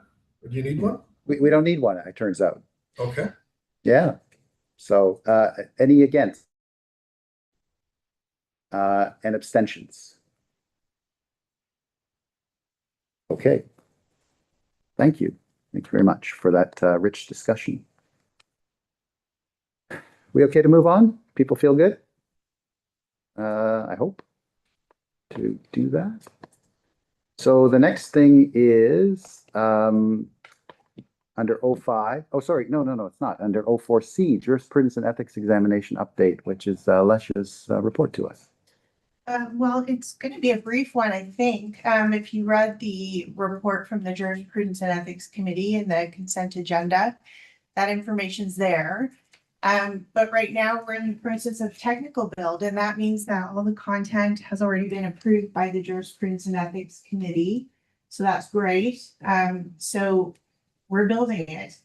That means that we're on track to then start testing out the new jurisprudence and ethics exam, which is modules plus an exam, in July and August. That's our plan. And on track to launch, I'm going to say towards the end of September 2026, which again is what we've projected. So I hope to give an update in September at the next board meeting that we've wrapped up the project, that it's launched. I'm not anticipating any technical issues or anything like that. We seem to be progressing along very well. So unless there's any questions, that's just a brief update. Questions for Zimra? I know who Lasha is anyway, and I know that David is asking a question. Thank you. Go ahead, David. Okay. So just reading the the report to board, it shows that in the last jurisprudence exam, there was an 84% pass rate, which suggests 16% failed, which I think is a very high number at this level of readiness for practice.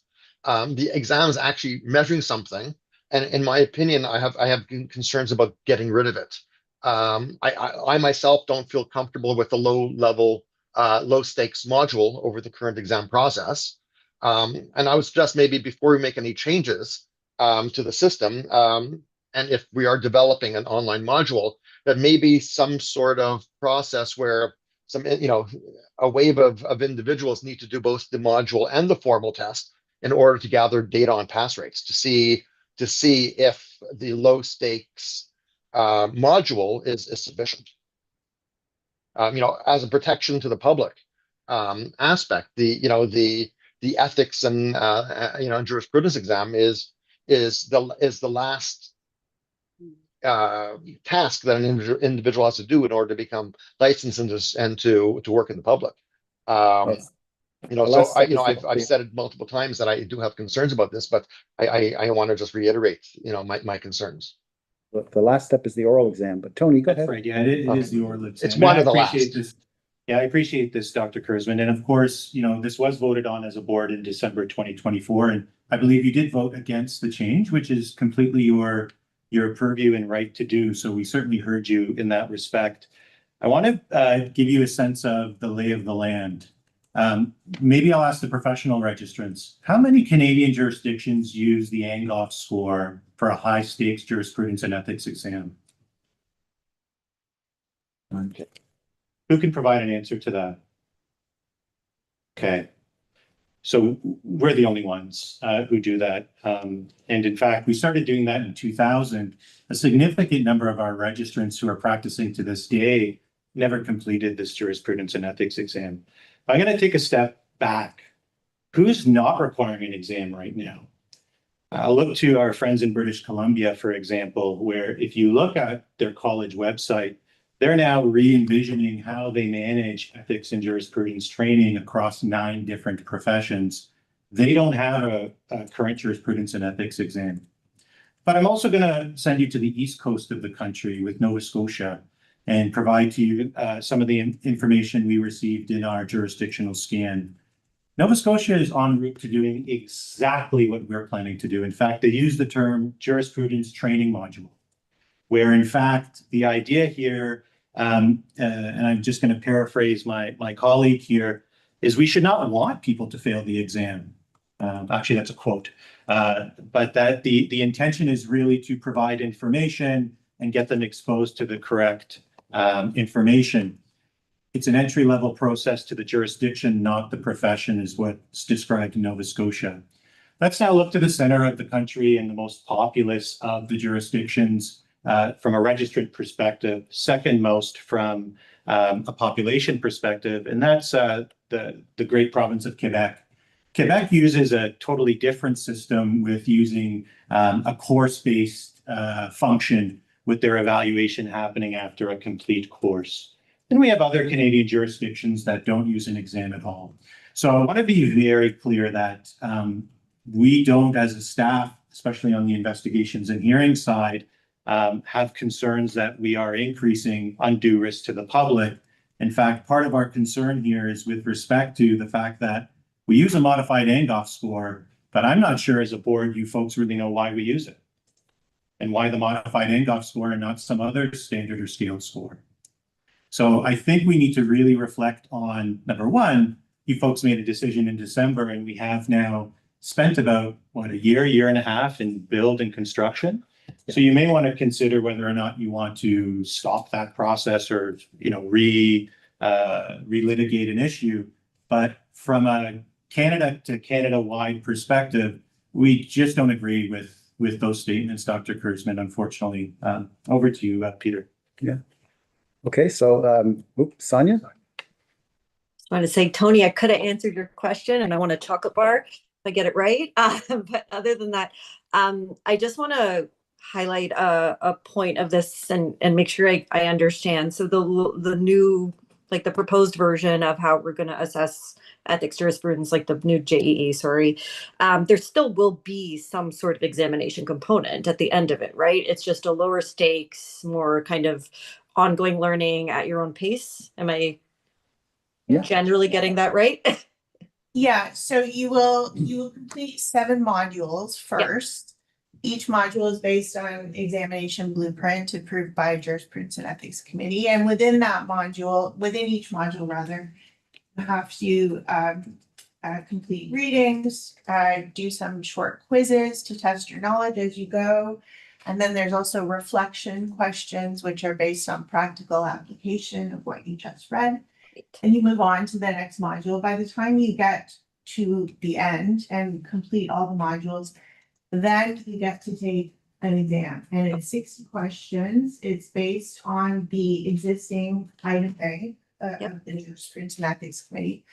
And that's been approved as well. And you need to score 92% in order to be considered successful at it.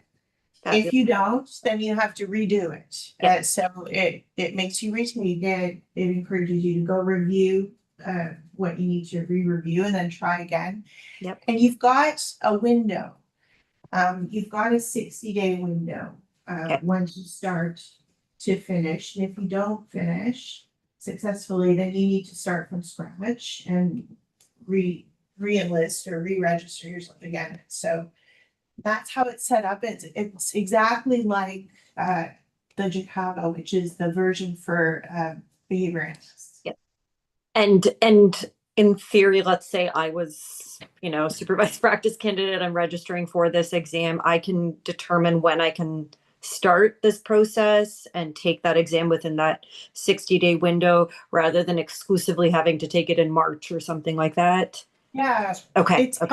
It's much more accessible in this way, or it will be, because rather than being offered twice a year, which is sort of what we were limited to, you can take it at any point within your certificate. You need to have it done before you go to the oral exams, but you can sort of do it at your choosing.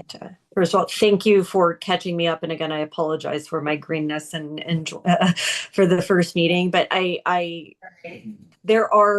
nothing is perfect, as we've said, and there are risks and benefits to everything that we're doing. At the same time, I think there's, like, Dr. Kurzman, I've shared your, maybe parts of your views are the same views. I'm not sure, we haven't talked before today about, oh my goodness, we're not going to assess jurisprudence and ethics the way that we traditionally have. And I know how hard I worked to pass that darn thing.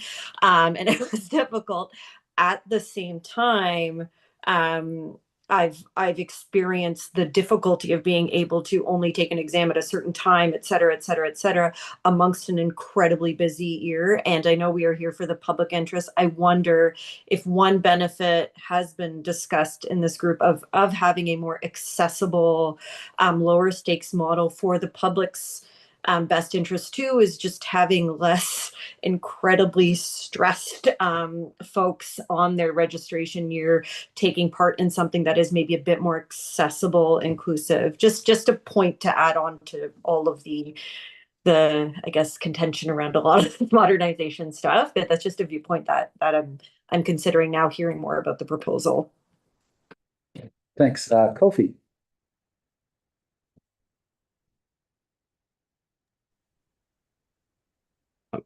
And I also apologize for sort of this bit of catch-up kind of conversation. And I'm sure this might have been discussed already around like the evaluation framework for this. And,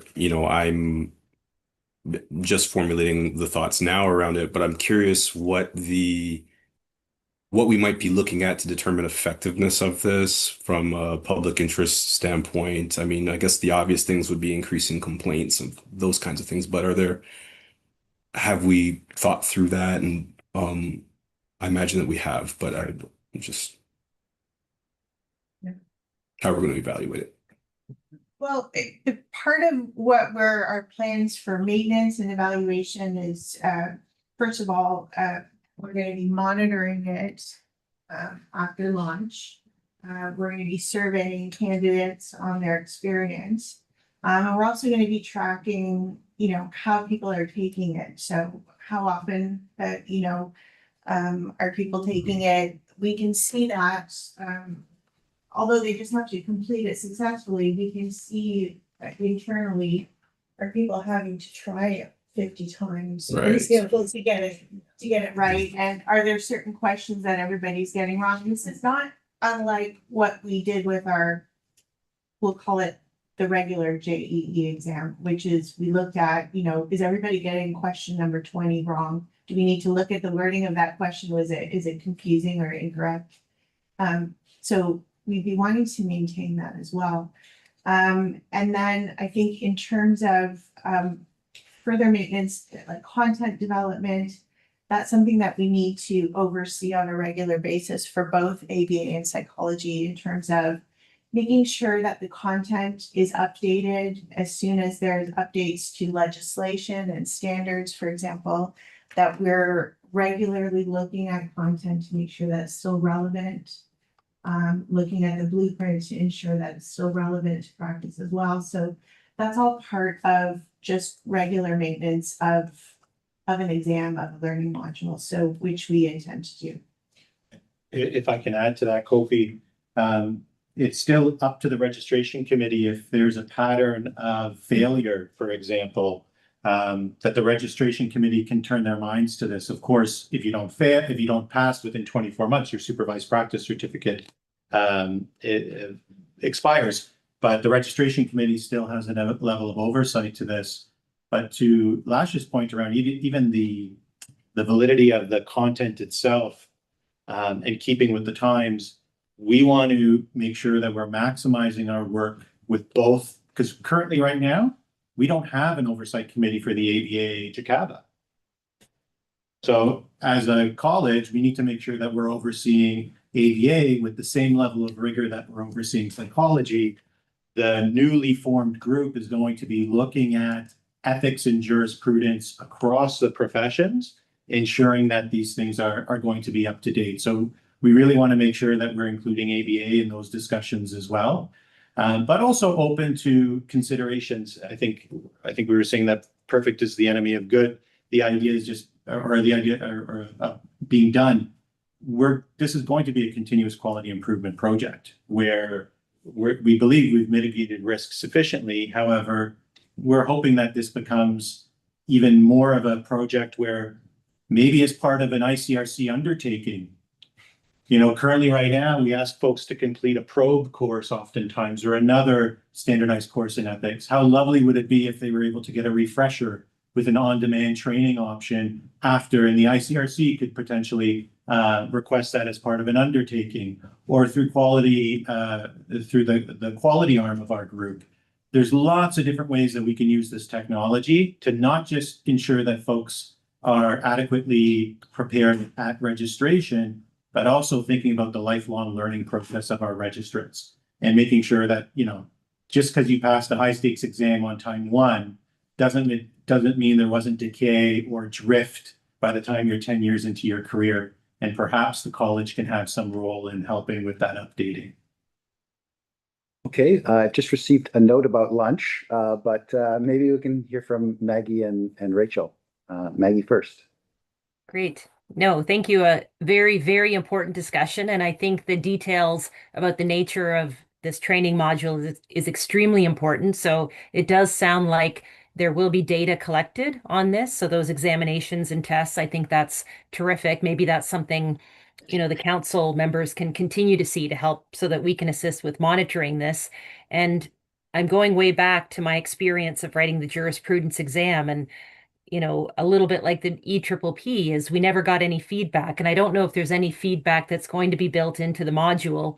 I find that a lot of these online modules I do for other purposes, people are given some feedback on how they've done so that then they have the opportunity to go back to questions where, they didn't sort of have the right answer to, and, give them some new perspectives. So I don't know if that's part of the current conceptualization, but maybe there's an opportunity to do that kind of thing, because we want to make sure that our registrants have mastered the ethics. I mean, obviously equally important as everything else, but this would be an opportunity to, ensure that learning. But I don't know if there's currently feedback in the system, but I'd love to see something like that in there as well. So anyway, just adding that.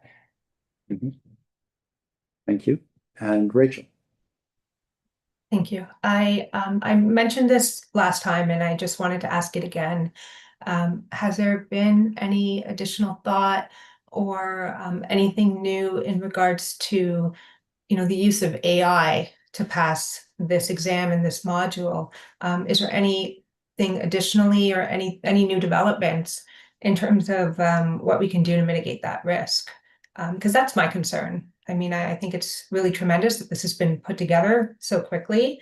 I understand the rationale for doing it. I think the one benefit of doing it in person is just that, people have to understand the material to pass. And so I just want to make sure that people are actually thoughtfully responding and understanding and engaging, and not just copying, pasting into AI just to pass the test. So I know we talked about this previously, but I was just wondering if we've learned of anything else new since then that we could implement. It's interesting. If I may, Lasha, right now they're doing it proctored, right? Yes. So what would stop them from using two screens, an AI chatbot or something like, is it completely fail-safe with our current process? I I'm mean, not giving anybody any ideas, by the way. I suppose it's not 100% secure, but it is More mostly secure. It's proctored. Yeah. On that note, Dr. Wayne, I think we're trying to keep up with AI in whatever way we can, which is probably inadequate. AI is going to be an issue that we're managing across the board. So we're happy to get feedback from the board or other interest holders on this. We're seeing AI concerns come up with registrants in their report writing and not taking necessarily a good enough scan of their work to ensure that they're adequately turning their minds to this. We see AI being a risk in a number of different areas. But one area that we don't see AI being a concern in is even if there was somebody so unethical as to do this AI sort of work, I guess the incentive is a little different in the sense that we're not trying to fail people. They can do it as many times as they want, as opposed to a high stakes exam. So the modules really set you up for success as opposed to try to catch you in not getting something correct. But the AI fail-safe is our supervised practice. So a minimum of two registrants of the profession have to judge your knowledge of ethics and jurisprudence to safely practice autonomously by the end of that process. So right now that's still human mediated. So we believe that assessment is more immune to AI. But your point is well taken, Dr. Wayne. And if folks have any suggestions around AI mitigation, would love to hear it. Would love to hear it in the practice realm as well. But we will have to navigate this as we go. Okay. And Kofi? This won't help necessarily with AI mitigation in terms of the actual responses generated. However, the point around engagement with the material, Lash, I don't know if we can track like the scrolling and then like completion time and have some average standard for what that looks like might help ensuring that people have engaged the material at least. Yeah, that makes sense. Yeah, I think that there is that capability within the program as well as tracking, and part of the technical build. There are certain features as we're inputting information and building all the modules and the exam part where we have sort of, I don't know what the terminology is, but it won't let you proceed to certain things unless you've sort of done certain things. So we've kind of built that in throughout to make sure that you can't skip over, you can't just skip to the exam, or you can't just skip over a few pages of the module, as much as possible. And I think the spirit of it as well is that we're trying to make it very engaging, very learning, very collaborative with the person that's doing it. So it's encouraging them to just stay with it. And there's not stress of a high stakes exam that, got to get this done no matter what or else. This is more their opportunity to be learning and demonstrating what they've learned. Okay, thank you all for that discussion. I understand that the desired time for lunch is now 45 minutes, so I'm totally fine to do it that way. It's 12:39. Let's make it 50 minutes. No, let's 1:25. Can we be back at 1:25? I know some of you have got to go fry an egg and stuff, so I want to give you some time to do that. And we will see you at 1:25. Thanks.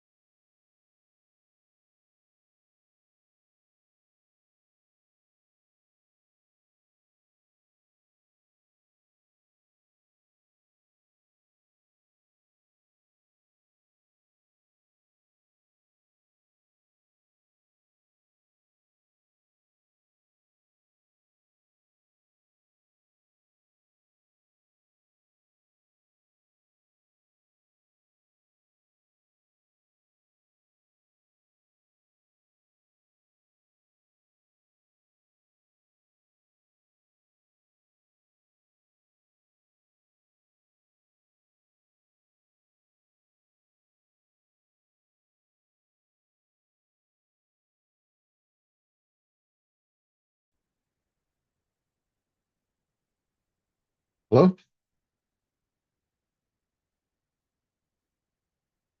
Hello?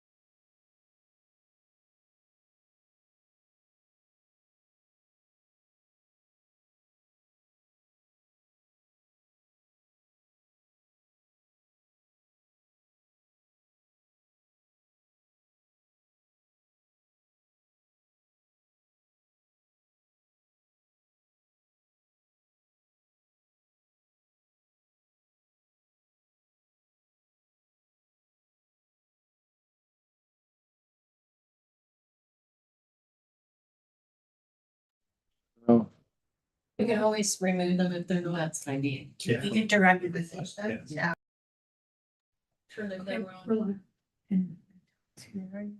Yeah. And are we streaming as well? Okay. We've returned back, but let's just verify everybody in the room. Yeah, just to say it out loud, we're curious about iPhone. All we see is iPhone. We just kind of want to know whose iPhone.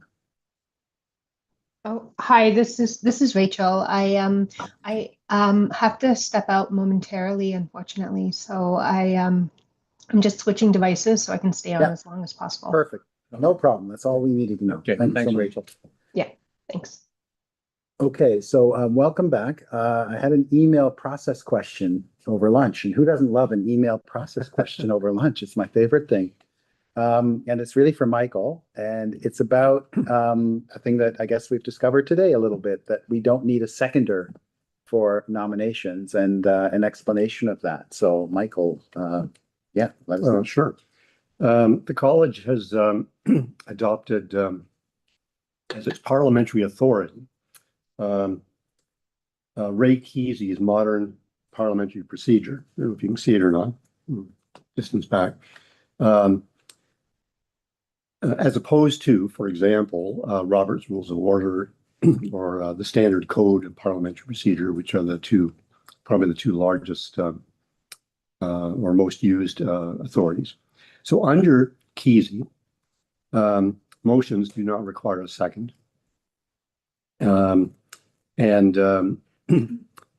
There are a few other differences with Robert, and in writing the book, Raymond Kesey was trying to prepare a manual that was a little less complicated, less formal, more user-friendly than perhaps Robert's rules are perceived. So that's just one example of where the Kesey manual differs from Robert. It does not require a second. Now, in Robert's Rules of Order, you also do not require a second for motions that come from a board or a committee. So it's not that unusual. But in the case of Kesey, no motions require a second. Thank you. Thanks for that explanation. Yeah. Okay, so we're returning to talk about the third-party governance review. I just want to say some preamble there. So first off, for all of you who participated in this, thank you for putting in the time, and I think the process will have felt familiar to you. Thank you also for everybody who was able to come on June 1st to meet with Sam and ask questions and sort of more formally receive the report. We don't ask for your time lightly in between meetings, but we thought that was well worth it and needed to be done. And so we know it's been with you for a while, and it's been released through email into the public domain as well, and like all our materials is available to the public. So I don't know that we want to spend a lot of time reviewing what's in there because you've had a chance to read it. I'm looking at page 89 of our package, and subsequently page 122 of our package, which has kind of a spreadsheet of like what the work plan is for addressing these things. So item 1 for planning and next step is related to governance training, and I think we've already kind of hinted at that, and we'll make that 100% clear now that in September, our training day will be devoted to governance, and likely same in March 2027. And I'm not going to read you the bullets. You can sort of do that for yourself. And then we'll all know Kesey's book front and back, I think, by the end of that. So that's good. That there's a refresh of the board materials, including briefing notes and meeting minutes. And I found discussion with Sam very helpful in terms of, at some point he alluded to, the briefing notes are maybe not long enough, but if they're not long enough, what is the right length? Because the right length could be infinite, and that could be an issue as well. And so that's been clarified. And then evaluation of performance, that we will sort of go back and assess how we're doing along the way. And then in about 3 years, we would repeat this. So that's our sort of pre-post design with some check-ins as we go. I mean, yeah. Thank you, Mr. Chair. I think also just thanking the board that, as we know, when we work with our clients, assessments aren't always easy when we're working with folks and getting sensitive information. I see this college and this board as a leader in governance and health regulation. So we're now one of a number of Ontario health regulatory colleges to have undergone this. I will bring this up at our next ACPRO meeting amongst Canadian regulators, but we may very well be the first movers in Canada from a psychology perspective. We'll double check on that. But also, this assessment really is best practice, and we saw this in terms of the CPMF, where historically, when I joined the college in 2023, the decision at that time was, we're not doing this. We've got other means in order to assess effectiveness. We're not at that stage. Or similarly, when we're going to be talking about key performance indicators, when I joined the college, that wasn't on our radar in terms of performing. So although we're professions of measurement and objectivity, we weren't actually measuring constructs or indicators before now. So here we are now, having gone through an inaugural third-party assessment of board effectiveness. I recommend all boards to do this, whether they're in the association space or the regulatory space, to really dig deep in terms of what we would call in the field a multimodal assessment. We're gathering data from different players or interest holders, and also using a variety of means. So on behalf of the senior staff, we're thankful to the board to really allowing us to be able to do this, because now it also gives us space as a senior team to innovate in perhaps new ways and to bring things forward, where it's very important that we as a college remain so mindful and grateful to our legacy. We've been regulating the profession since circa approximately 1960, and this has never happened before at the college. And there's a number of processes in place because that's the way we've always done it.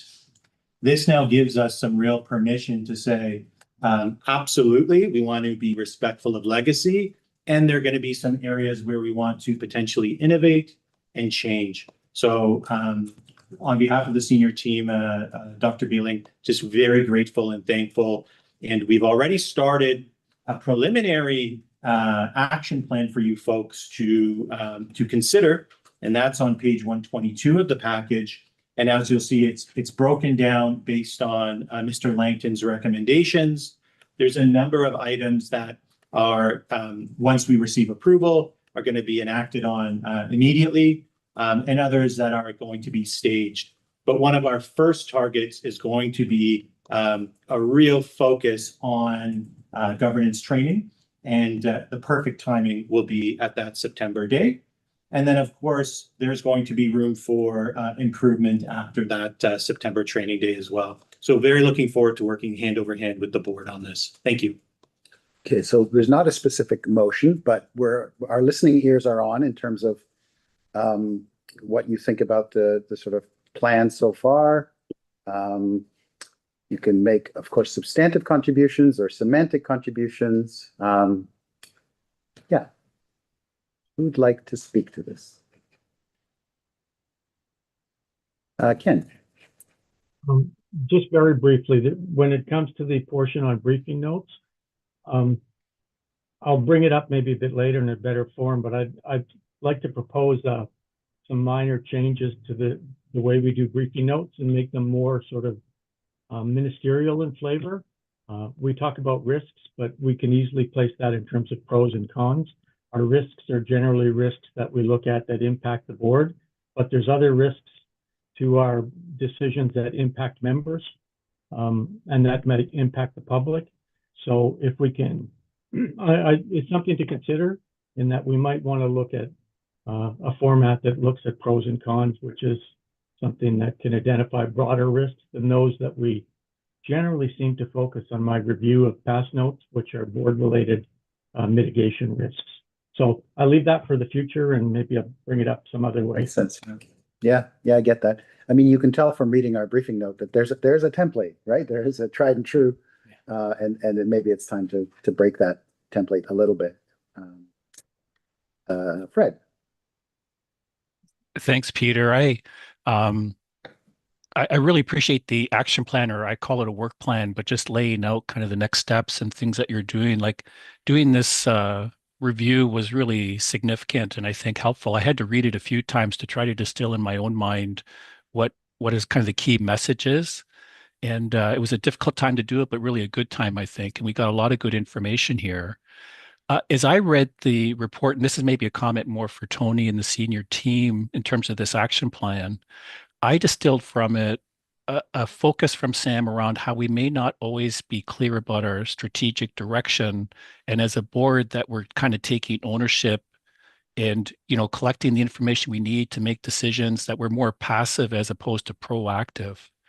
And I don't know, maybe I'm misreading it, but that's how I kind of took the big picture from this report. So that's in the back of my mind, and I think will kind of direct my thinking and approach to all the things we're doing. And these are all things that are laid out in the action plan are kind of nested within that, I think. So I was just curious, is that how any takeaways that you have, Tony, or the senior leadership team? Would you have any comments for me that is that off a bit in terms of how you understand it? Because I think this kind of fundamental understanding of what's being said and how we're going to do our business going forward and how we learn from this, that's helpful for me in my thinking. So I just want to throw that out there, and if there's any comments. Me too. Yeah, thank you, Mr. Chair. Thank you, Fred, for that. I think structurally, one of the things we will be proposing to the executive committee in the coming months, even is around the fact that your strategic implementation discussion happens at the very end of a long day. That really we want strategy at the very top of the agenda, top of mind. So even structurally, as you see the package, strategy being top of mind. When you're discussing, so our briefing notes, to your point as well, will likely change in format, and Ken, looking forward to your feedback as well. Really making sure that when we're talking about strategic direction and the public interest being the core, when we're making decisions, or when you folks are making decisions, we're really centering back onto how does this fit with the strategic plan?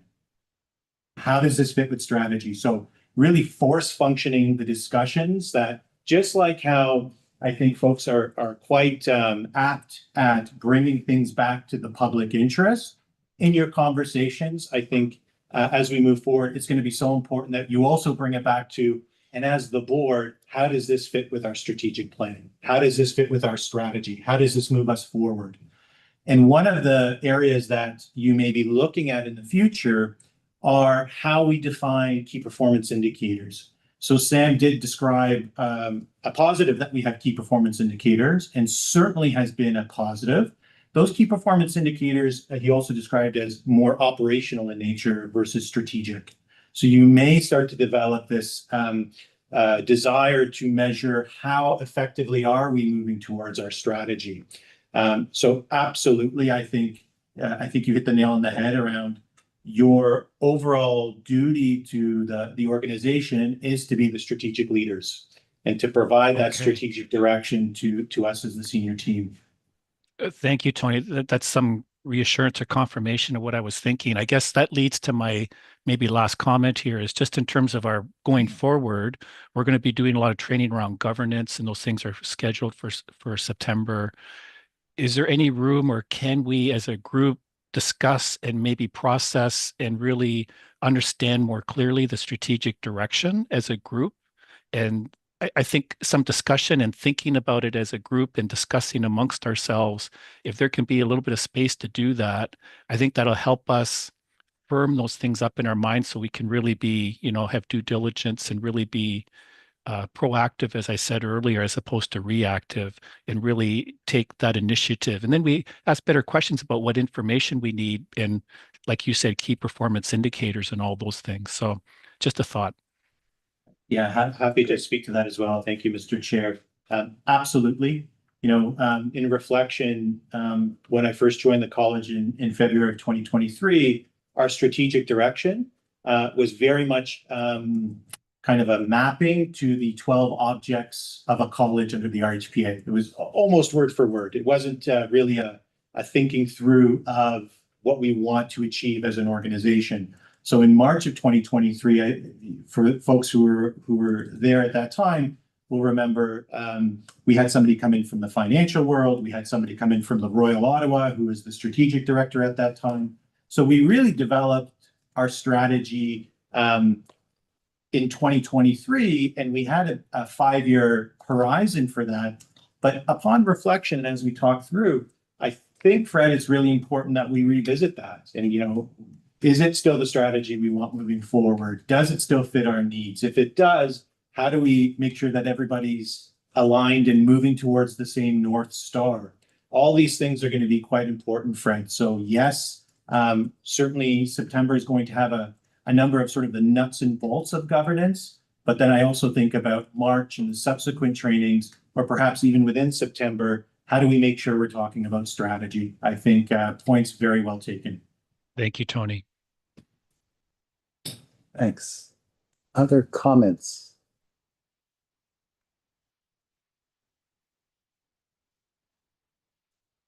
Okay. Kofi?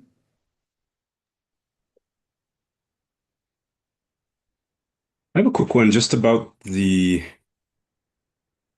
perhaps this is in the weeds, but differentiating training from mentorship. I think, the idea of mentorship on a board, I think, is an interesting one. I guess mentorship to, like, what would the aim or the function of that be, I guess, would be my question. I think the training is essential. Mentorship's an interesting concept. I guess the risk, I suppose, with mentorship might be around reducing critical thinking, diversity of thought. I wonder if there's some risk there around mentorship. But I guess it depends on how it's defined. Yeah. Happy to speak to that. Well said, Kofi, right? And this idea of ensuring that there isn't groupthink happening, right? The current structure that we have, or the current process, which is less formal than I think it needs to be, I think we will need to have more developed structure here, is really around the public members. So we have some more senior public members who have served as peer mentors for their public director counterparts. And I look to Ken Moreau, who served a really important function there for a number of new board members. But to that point, I think it's going to be important that we set parameters to that. We set some structure over time. And as we implement this, I think as well for our professional directors, because certainly feedback from the report and from the data you provided to the consultant, there's a need for more onboarding, more training, more of that introductory space to ensure that folks know their role. But where does that start and where does that stop in terms of also not influencing one's ability to think critically and independently? I think Kofi, points well taken, and more to come on there. And I'm glad, Mr. Chair, Ken's got his hand up because he served as an important mentor there. Yeah. Okay. I'll just reinforce, Kofi, of what you had said. I had talked to a couple of our newer public members, and the challenge is making sure that my opinion on an issue doesn't come through in the course of briefing the new members. So the first comment that I have always made, and hopefully they'll back me up on this, is a comment from the previous deputy register that was there a year ago. I can't remember, is it Glenn? I can't remember his name, Tony, but the first thing he told me was avoid groupthink at all costs, and make sure that as a public member, you recognize that you are not a member, you're not a member of the college. Your interest is completely independent from the college, the staff. So it does speak to your question about ensuring sort of an objective mentoring process, which outlines purely some of the issues, but not opinions, to the extent you can sort of stay away from that. So your point's very well taken, and thank you.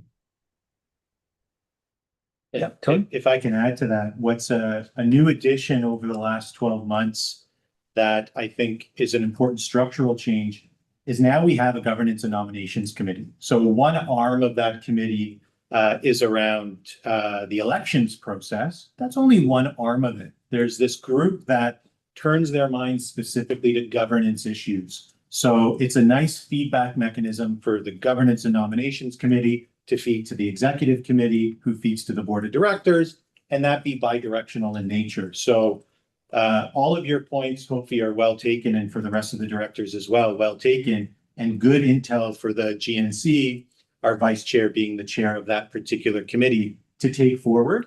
And the devil's always in the details in terms of implementation. So we've got a number of lofty recommendations, and then it'll be our group who will help operationalize that for you folks to then consider. Okay. Any other comments? Okay, if we've plateaued, that's okay with this. So thank you. This will continue to be updated and on our agenda. I think that this, if this is not too circular, this is itself a strategy in the strategic plan, so to speak, to continue to improve our processes. So super helpful. Rachel? I think I see your hand up. She wrote a comment in the chat. Okay.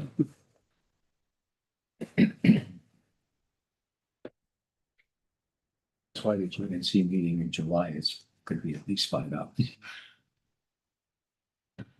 Sure. So back to Mr. Langton's recommendations that decisions be grounded in evidence and that we ensure that we take our time with important issues versus emphasis on expediency. I'd really love to operationalize that more going forward. Yeah, agreed. Sam did tell us to take our time with things. Bush, he also said, I understand that decisions have to be made, because he was trying to balance that for us as well. So totally appreciate that point. Okay. We are now moving to appointment of signing officers. Page 123. Hand it over to Tony. Thank you, Mr. Chair, and to the group. For level setting here, myself and Stephanie oversee the banking and finances of the college, along with our accounting consultants and investment consultants. Nowadays, in 2026, we use digital signatures, but there was at one point in time where that technology didn't exist. So it may have been harder to reach Mr. Warnick out in sort of that central Ontario area, or even from Toronto to Hamilton area with Dr. Beeling. So it was incumbent upon the college to ensure that we had folks who are within the GTA also available in case there was a wet signature required, and based on these parameters of the bylaw 9. Nowadays, of course, because of digital signatures, we now use this as an important fail-safe. So in case for some reason digital signatures are not sufficient and we require those signatures to be in wet form, we ensure that we've got our folks from the GTA available to sign off. So there's two motions for consideration. One is the chair and the vice chair who are elected are signatories. So the first motion is, as Dr. Beeling has been elected chair and Mr. Warnick re-elected as vice chair, the motion is to consider to list their names as signing officers. And the second, with the permission from Drs. Kurzman and Wayne, that because the chair and vice chair reside outside of the GTA, to have Drs. Kurzman and Wayne on standby as part of the list of signatories in case we need to execute a wet signature in lieu of a digital signature. So those are the two motions for consideration. It's a bit of a legacy item, but it's also not. It is still current day, as there are some indications at times for a wet signature as opposed to a digital one. Happy to answer any questions, sir. Any questions about the two motions? This one, I feel like I don't need to read back to you. I think this is pretty clear, kind of a financial thing. So who would like to make that motion? You have a couple of hands up virtually. I do. I do. Okay, I saw Mitch. Mitch gave a big hand, so. All right. Thought this one would be easy, eh? Yeah. You know what? It's this whole raise hand, lower hand thing that gets to me. It's easier just to put my hand up. Yeah, a physical hand is great. Yes. Sorry. So I just want a little clarification because I would imagine you want people who are on the executive committee to be those in signing authority, but yet we're now looking at appointing two people who are not on the executive committee to be signing authorities, as opposed to maybe two people who are on the executive committee who might be in the GTA and okay with being the signing authorities. Yeah, Happy Tony, to can you answer that. disentangle that? Yeah, great question, Mr. Glass. Appreciate that. The way the bylaw is written is actually with the necessity to have folks in the Greater Toronto area. So it doesn't specify having somebody from the executive. So that's important to note. But just taking a step backward on this, it turns out that our newly formed executive, there aren't anybody who's on the GTA anyway. So that's an important consideration. But even last term, Dr. Kurzman, for example, wasn't on the executive last term, but he was a signatory and that worked out fine. So the real preference in the way the bylaw is designed is around residing and having folks who reside in the GTA. But to your point, Mr. Glass, it could be over time that we're looking for folks who are on executive. In terms of the letter of the bylaw, it specifies GTA. Thank you. And Conrad. Well, I just, oh, sorry, Conrad, sorry. No, go. With respect to the wet signatures, this would be a question for Tony.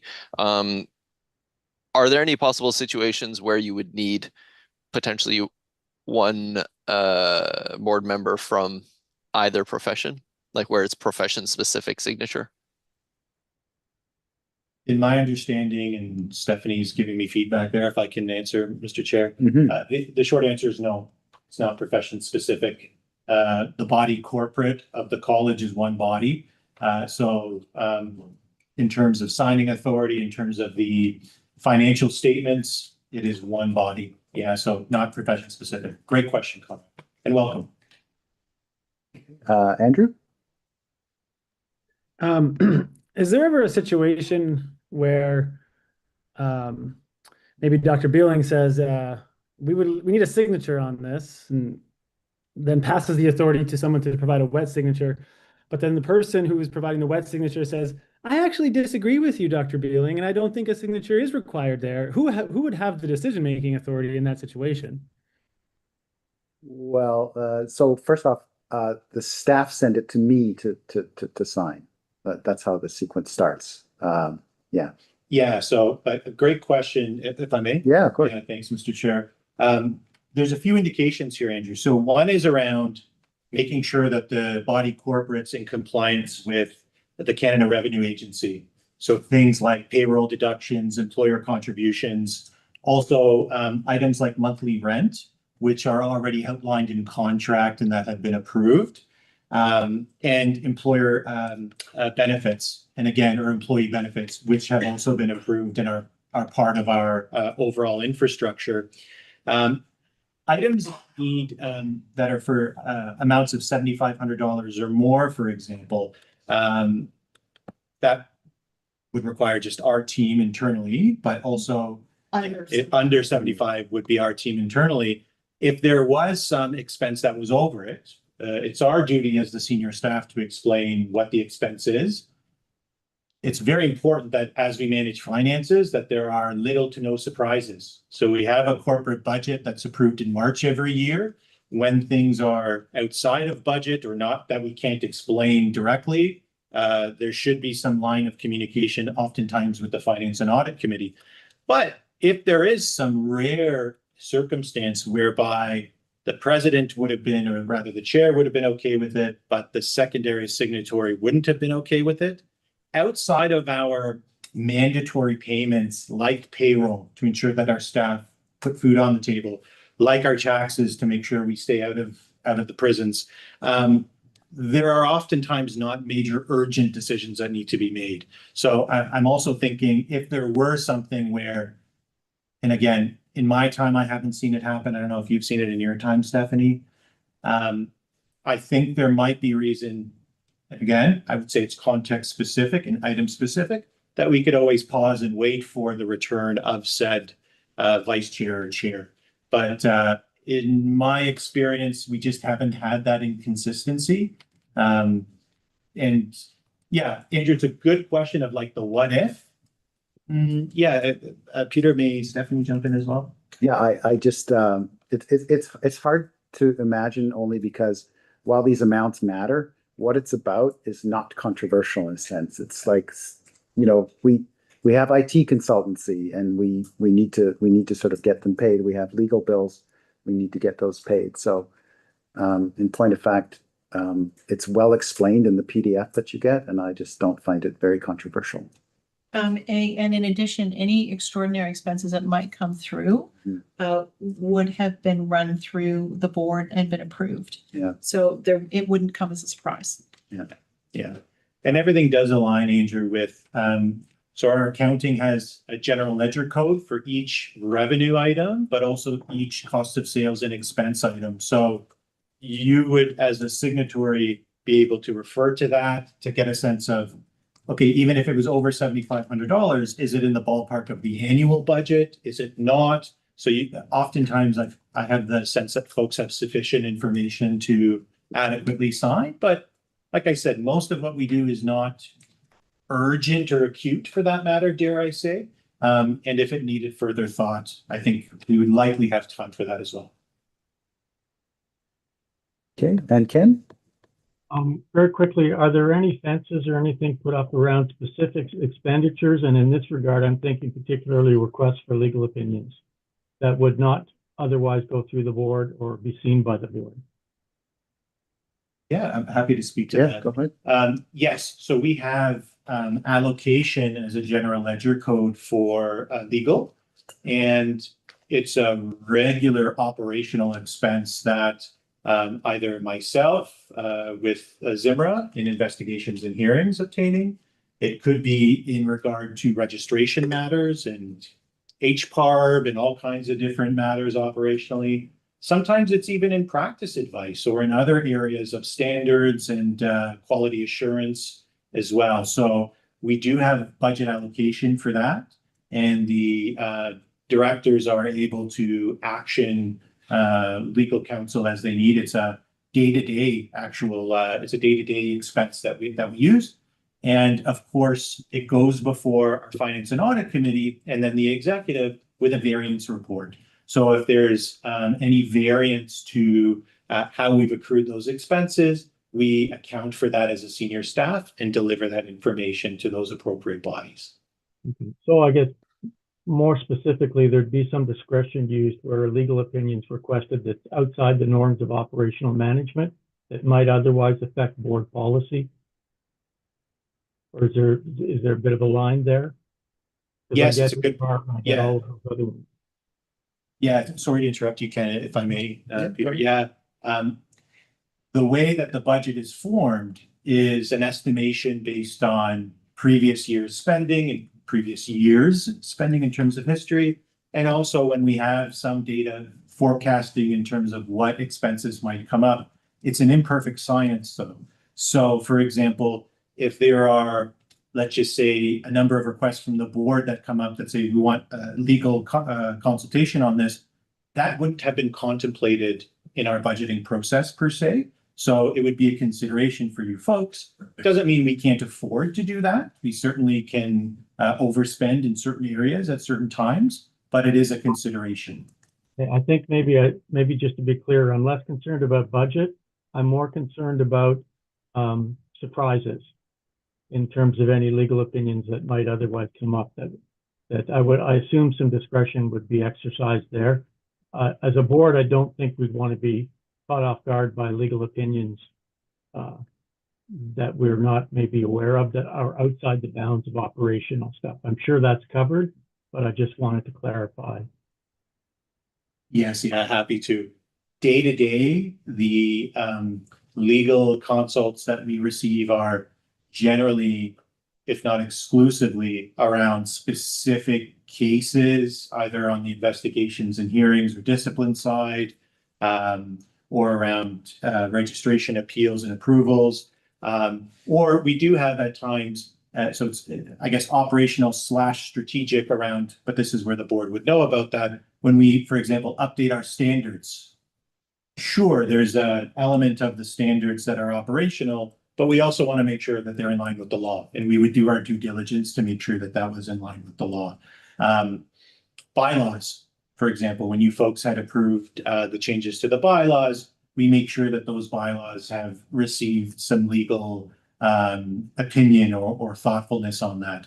But by and large, outside of that, I think and again, I don't think it's necessarily a surprise, but there is a bit of a separation between the board and, let's just say, ICRC, where it could be that the ICRC committee of a panel says very clearly with the director, they need this legal opinion. Oftentimes that is very much in line with our budget and is an operational matter. Could it be more than we expected? Perhaps. But when that does happen, it will be caught at the quarterly FAC meetings for review and then brought, of course, to executive for explanation. So I think, and I look to my directors on this, not likely to have surprises in those domains would be my guess. Yeah. Okay.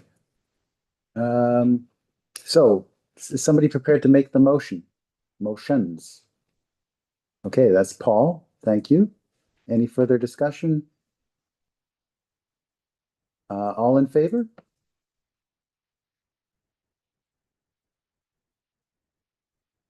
Okay. Against? Abstentions? Okay, thank you. Next we move to KPIs. And that's Jennifer, correct? Yeah.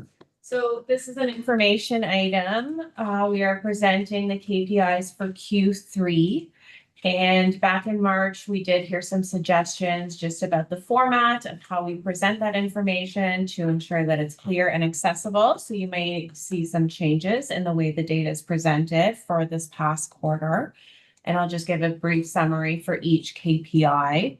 So our first KPI, registration applications meeting the 30-day working day time limit. In Q3, we surpassed our KPI and we exceeded that. We processed applications in 30 days at the 89th percentile, and that is well above the 70% target, which is in Q3, we also surpassed the CPD audit KPI, and we completed 53 audits in the last fiscal year, surpassing our KPI of 50. There's been a lot of talk about complaint timelines, and I'll hand it over to Zimmer in a minute, but you will see that there was a slight increase in the timeline, or rather in the proportion of cases over 210 days. So that's increased by 4% in Q3. But if you did look at the consent agenda, you'll see that in Q4 that has since decreased. And that may be due to an increase in the total number of complaints received in the past fiscal year. And then finally, the budget variance was less than 5%. At the end of Q3, it was -4%. A negative variance means an underspend. And while all areas came in either on or under budget, the largest variances at the end of Q3 were in the areas of quality assurance, client relations, and governance, all at underspends. So we are well on track to meet the target of a variance of less than 5% when the final financial annual report comes in, and you'll see that in September. So happy to answer any questions about that or receive feedback on the format for future KPI reports. Scott has a question. Yes. Yes. Jennifer.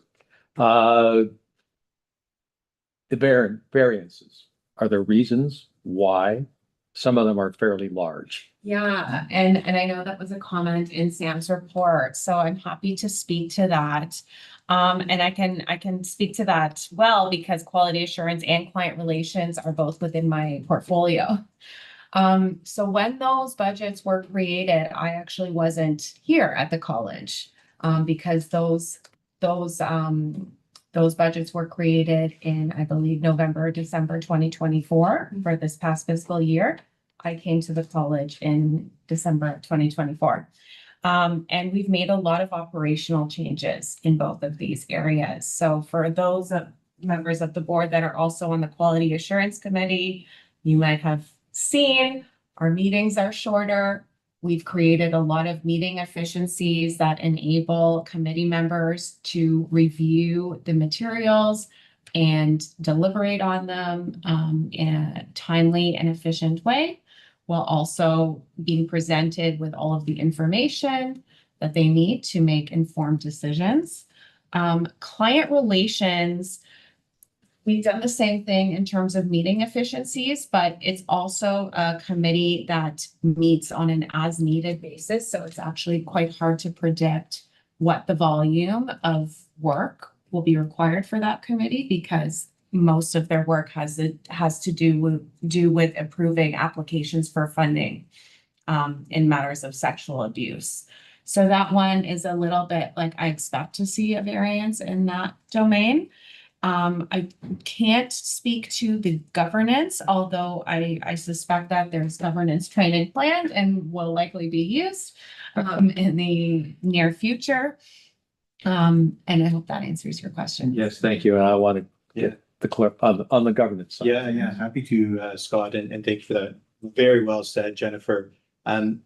There are certain expenses that are realized at different times of the year as well, so will appear as a variance. So, for example, when we see you in the queue as well, Olivia, we'll make sure that Mr. Chair gets to you as well. Things like training, for example, this is up to February. So we're going to have an expense realized from March because our training days are September and March, for example. But then other allocations, for example, it was the intention as a special project that was approved for the chair and the registrar to go out to Thunder Bay to visit Dr. Chris Mushquash and to do a trip there around really understanding needs in the Indigenous community out in Thunder Bay. As a result of lots of work and challenges, we weren't able to realize that expense now, but actually I'm flying out to Thunder Bay to visit Dr. Mushquash on Tuesday. So it just happens to be that this expense is now going to be realized in this new calendar year where there was a bit of that shift. Then there's other aspects that are case specific. So sometimes you got an over and sometimes you got an under, but we try to estimate as best as we can. We allocate on our general ledger a code for the legal expenses for HPAR. This is the Health Profession Review and Appeals Board. It's oftentimes associated with candidates for registration who have been unsuccessful and then want the decision from the registration committee to be seen by an external body. Depending on the cases that come through the queue, sometimes you get more of an expense, sometimes you get less. Up to this point, in terms of February, we got less of that. Similarly, for investigations and resolutions, we have an allocation for investigators. These investigators are third-party folks for a number of reasons. We need to have these external investigators. Up until February of this year, we happen to be at $36,000 underspend. There are other times in the year or other years where you're going to see it as an overspend. Again, that is dependent on the nature and number of cases that come before the ICRC. And similarly, when we talk about things like prosecution and legal fees there, we came in 11.5 under, for example. So when you accumulate or add all of these things together, you'll see quite a few underspends. Another area that we have to do some estimation in, and I apologize if I'm going in too much detail, but taking in some of Sam's feedback on this. I think it's helpful for you folks to see some of the weeds here. Things like payroll. Part of what we need to do on a year-by-year basis is estimate EI expenses, for example. Well, up until the end of this particular quarter in February, it happened to be a $30,000 underspend. That may be realized though by the end of May, which is the end of our fiscal year. But at that cross-section in time, we see that as an underspend. Now, what might be helpful as we move into the future, and Sam alluded to this, I think, a little bit in his report, so we provide significant information, obviously, at finance and audit, and then to the executive, but we may see some room to beef up the briefing notes and the attachments for the board. So the FAC and the exec have the benefit of seeing our variance charts. So we actually show this in a helpful visual for those committees to see. It could be that it's decided at some point that it's helpful for the board as well, and we'd be happy to do that. Okay. Just one more, and then Olivia, they'll come to you. I understand that budget is a snapshot in time. I understand that. Where I come from, I know things sometimes land in another quarter or whatever, But I can share with the board that when at executive, when you did the financials, we're going to get to later on, I learned more about the finances of the college through that report, verbal report from Tony. It just wasn't a bunch of numbers on a page. This is why we're here. This is why we're here. This is why we're here. And that was one thing that came out of Sam's report was there was a perfect example. There wasn't one question asked about why there were variances or why the number was what it was. Mm-hmm. So I think the staff has heard us. I think the board is now aware of the fact that these are things that are going to become, I think, the norm and what's going to be expected as our fiduciary responsibility. Yeah. Okay. So thank you. Olivia. Thanks, Peter. I just have a quick piece of feedback that's similar to what Scott just said. I just want to say thank you for summarizing the data like this, where it's quite easy to interpret with the target lines, and just for the board to be able to interpret sort of a summary of the data here. I just really like how it's presented, and given that not all of us are financially astute,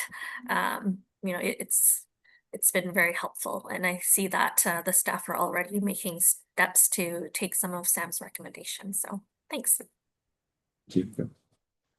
Okay.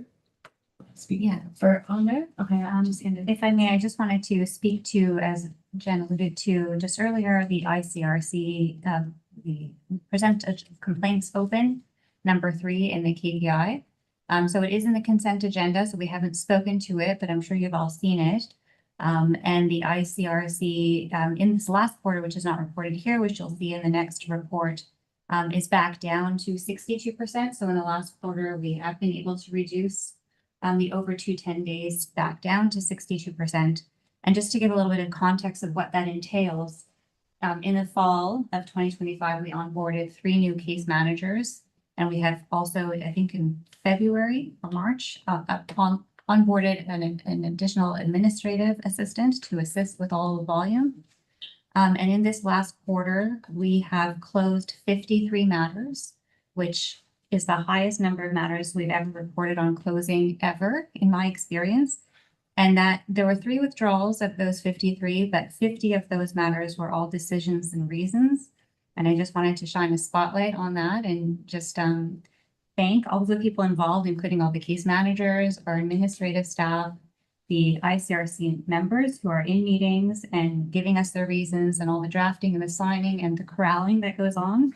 So I just wanted to emphasize that and indicate to the board that we are, at least in this last quarter, moving in the right direction, and it doesn't keep going upwards as it indicates here. So thank you for that.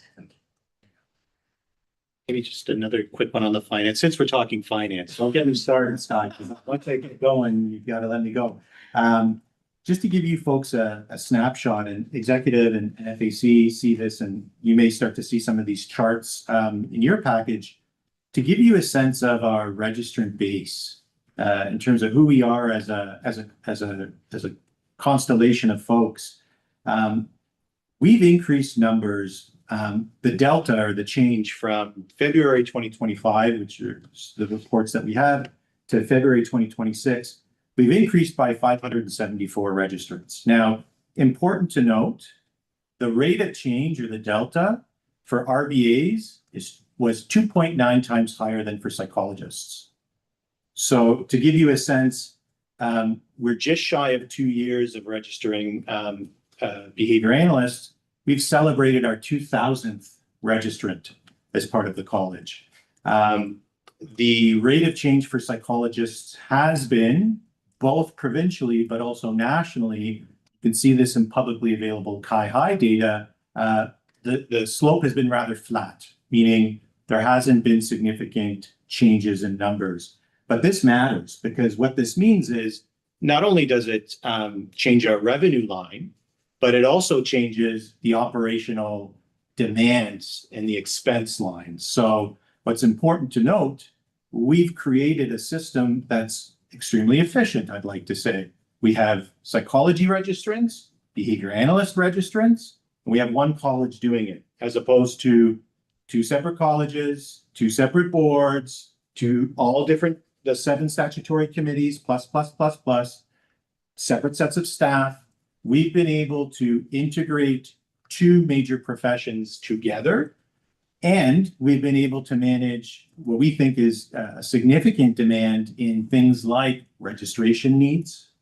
And registration is a highly laborious task. A number of, for example, psychology applications must be referred to registration committee as a result of some complexities in the way that we register folks, but also in investigations and hearings. So again, when you think about, we were more static around approximately 5,000 registrants, give or take a few hundred, for many, many years, more around 4,000, but let's say 5,000 on the high end.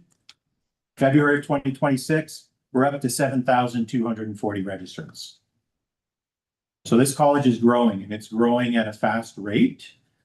This team and the teams that work alongside our directors have done an incredible job. But I'd also like to commend you folks, because you have allowed us the permissions to hire staff. So as we're thinking through the pipelines, for example, of working through this KPI of investigations timelines, Zimra had the ability to hire new case managers, as she's described. But if you don't look at the full process map, you come to find you can have lots of case managers. But if you only have 1 or 2 administrative folk, well, you're going to bottleneck at that level, because the administrative folk are extremely important to get these cases to the finish line and also to get them to the starting line. So we've been able to up staff in that area as well. You folks have given us that permission, which has allowed us to do this. You're going to continue to see, I think, increases in our registration base. And with that comes financial liability and risk that I think we're in a very good position to manage. But all this is to say, it's a rapidly changing college in terms of size, and it's an exciting time. It's a time of growth. Okay, thank you. Thank you, Tony. Oh, Andrew? Yeah, I'm just curious, Tony, how you anticipate or foresee that growth might change once transitional route number 1 closes for behavior analysts. Fantastic question. May I? Yeah, sure. Chair? Yeah. So great question. And just to level set for folks, for the first 2 years after proclamation of this new act, the Psychology and Applied Behavior Analysis Act, there are transition routes, meaning folks had practiced as behavior analysts before it became a protected title in Ontario for many years before the law came into effect. So we have been able to, and in legislation, have the ability to grandparent folks in through transitional routes. Now, the first route is for folks who had already obtained a certification of quality from it's an American party around it's the BACB. And those folks had a very quick fast track because they've already demonstrated a certain level of competence in order to obtain and maintain that credential. There was also a second transition route for folks who didn't have that credential, but who also practiced in the field for many years and who met certain requirements. Now, interestingly to note, Andrew, is in order to have maintained your BCBA or BCBAD as of July 1, 2024, it was, and to identify as an analyst, you had to become a registrant of the college. So what we actually saw is really the first 5 or 6 months, we had about 1,500 or so, or 1,400. We had a very steep slope of those BCBAs getting fast-track registered as analysts, because those folks simply had to complete their jurisprudence module with their BCBA certification, and they got registered. So we realized that steep curve between 2024 and 2025. What we're seeing now are new entrants through supervised practice. We're seeing our first supervised practice folks, and we're seeing the remainder of transition route 2 folks. We're seeing very few of the transition route 1. Some folks have been inactive or what have you for parental leaves and what have you, but those tend to be less of the norm because we realized those major changes between 2024 and 2025. So now it's stabilizing from that perspective. But important to note, our 2 feeder institutions here in Ontario, Western University and Brock University, they're graduating folks at a rate that is different than our feeder institutions for professional psychology registrants. So, you know, just the number of folks, I don't know, Andrew, you can let us know around this because you're faculty over at Brock yourself, but maybe around 80 students a year are graduating. Is that around plus or minus, you know, the standard error of measurement? It looks very different than the, on average, maybe 10 doctoral students that'll graduate from a respective program. And again, plus or minus, there's a standard error of measurement there. So I hope that answers your question. It sounds like you're saying you expect the trajectory to continue despite the transition routes closing. Yes, indeed. Yes. Yeah. Thanks. Appreciate it. And roughly, we ran some of the numbers. So in 5 years, that'll mean equivalence in numbers if it compounds, which it would. Olivia. Thanks, Peter. Because there's going to be a transition period where the supervised practice people need to accrue their hours until they become autonomous registrants, does that mean there will be a bit of a gap in growth in terms of the number of autonomous providers? Yeah, happy to answer that. And I should have been more precise. If you had the chart that the FAC would have had, you would know this. So this is an important gap that we may want to close. Those are overall numbers. So they include supervised practice folk. So when supervised practice folk come on to the college, they become registrants of the college. They're just in the supervised practice class. So what you'll see in the chart is folks will just move from one row to another. So they'll go from the supervised practice row to the autonomous row, but the overall delta is still a change. But they'll be configured from supervised practice to autonomous practice. That's the same trend that we see for psychology as well. So psychology first gets counted in the supervised practice row, and then those folks who go on to autonomous practice go on as well. So to your point, will there be a gap in autonomous practice folks? Probably, right? As you start to move away from the transition route to directly autonomous practice, these folks will go into supervised practice, but they will still count in terms of our registered base. Okay. Are we all right to move on to strategic directions? Now, we said this is coming last, just as we said we won't do that again, so we'll move it to another spot in the agenda. But yes, it's here at the end of our day. So I'll throw it over to Tony. Thank you, Dr. Beeling. And yes, now that we have this permission to really change structure and to really explore and innovate in that way. And hopefully this last conversation that we had also spoke to, where we're going and some of the strategic considerations of where we're going and some of the needs around things like financing and understanding demand and load on the college. As you can appreciate, it's been an extremely busy time. I can attest that the directors have all worked overtime without overtime pay. So thank you to the directors for all of their work and for their teams. Of course, we have some things that are waiting in the wings in terms of requiring ministry direction, but we have other things that are in process. So for example, for the first time ever in the college's history, we've done a voluntary demographic data collection at annual renewal. We'll be presenting those data to the executive and then to the board in the coming months. Also important to note that you folks have completed your third-party effectiveness assessment, and we should probably change that, Krista. We should correct that instead of in process to having been completed. And of course, a number of policies, governance issues have come up for change and review. A number of governance changes at the December board meeting, so quite recent. And of course, now moving towards our standing standards working group. So happy to answer any questions, comments, and to chat. Thank you, Mr. Chair. Any questions?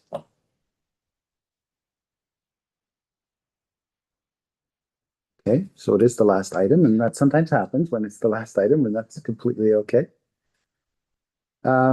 All right, and then I will draw your attention to the dates of our next meeting. So training day is the 24th of September, and then the board meeting in person here is on the 25th. You've gotten Krista's note about hotel for everybody who needs it, so please chime in on that. The cadence of that for old hands, the cadence of that is really, really familiar. For the new folk, you'll be paying attention to it for sure. But we essentially spend a day together in training. And that is, in some sense, a softer, quieter, but good day because it sort of fills our cup. And then the next day, we empty our cup in discussion and making important decisions for the sake of the public safety. So, I may add one thing. Yeah. This is a good news note. We are looking into a wine and cheese at the hotel. One of the pieces of feedback was around the social connectedness and that cohesion. So stay tuned for that. We're going to have it at the hotel for you folks to reduce transportation.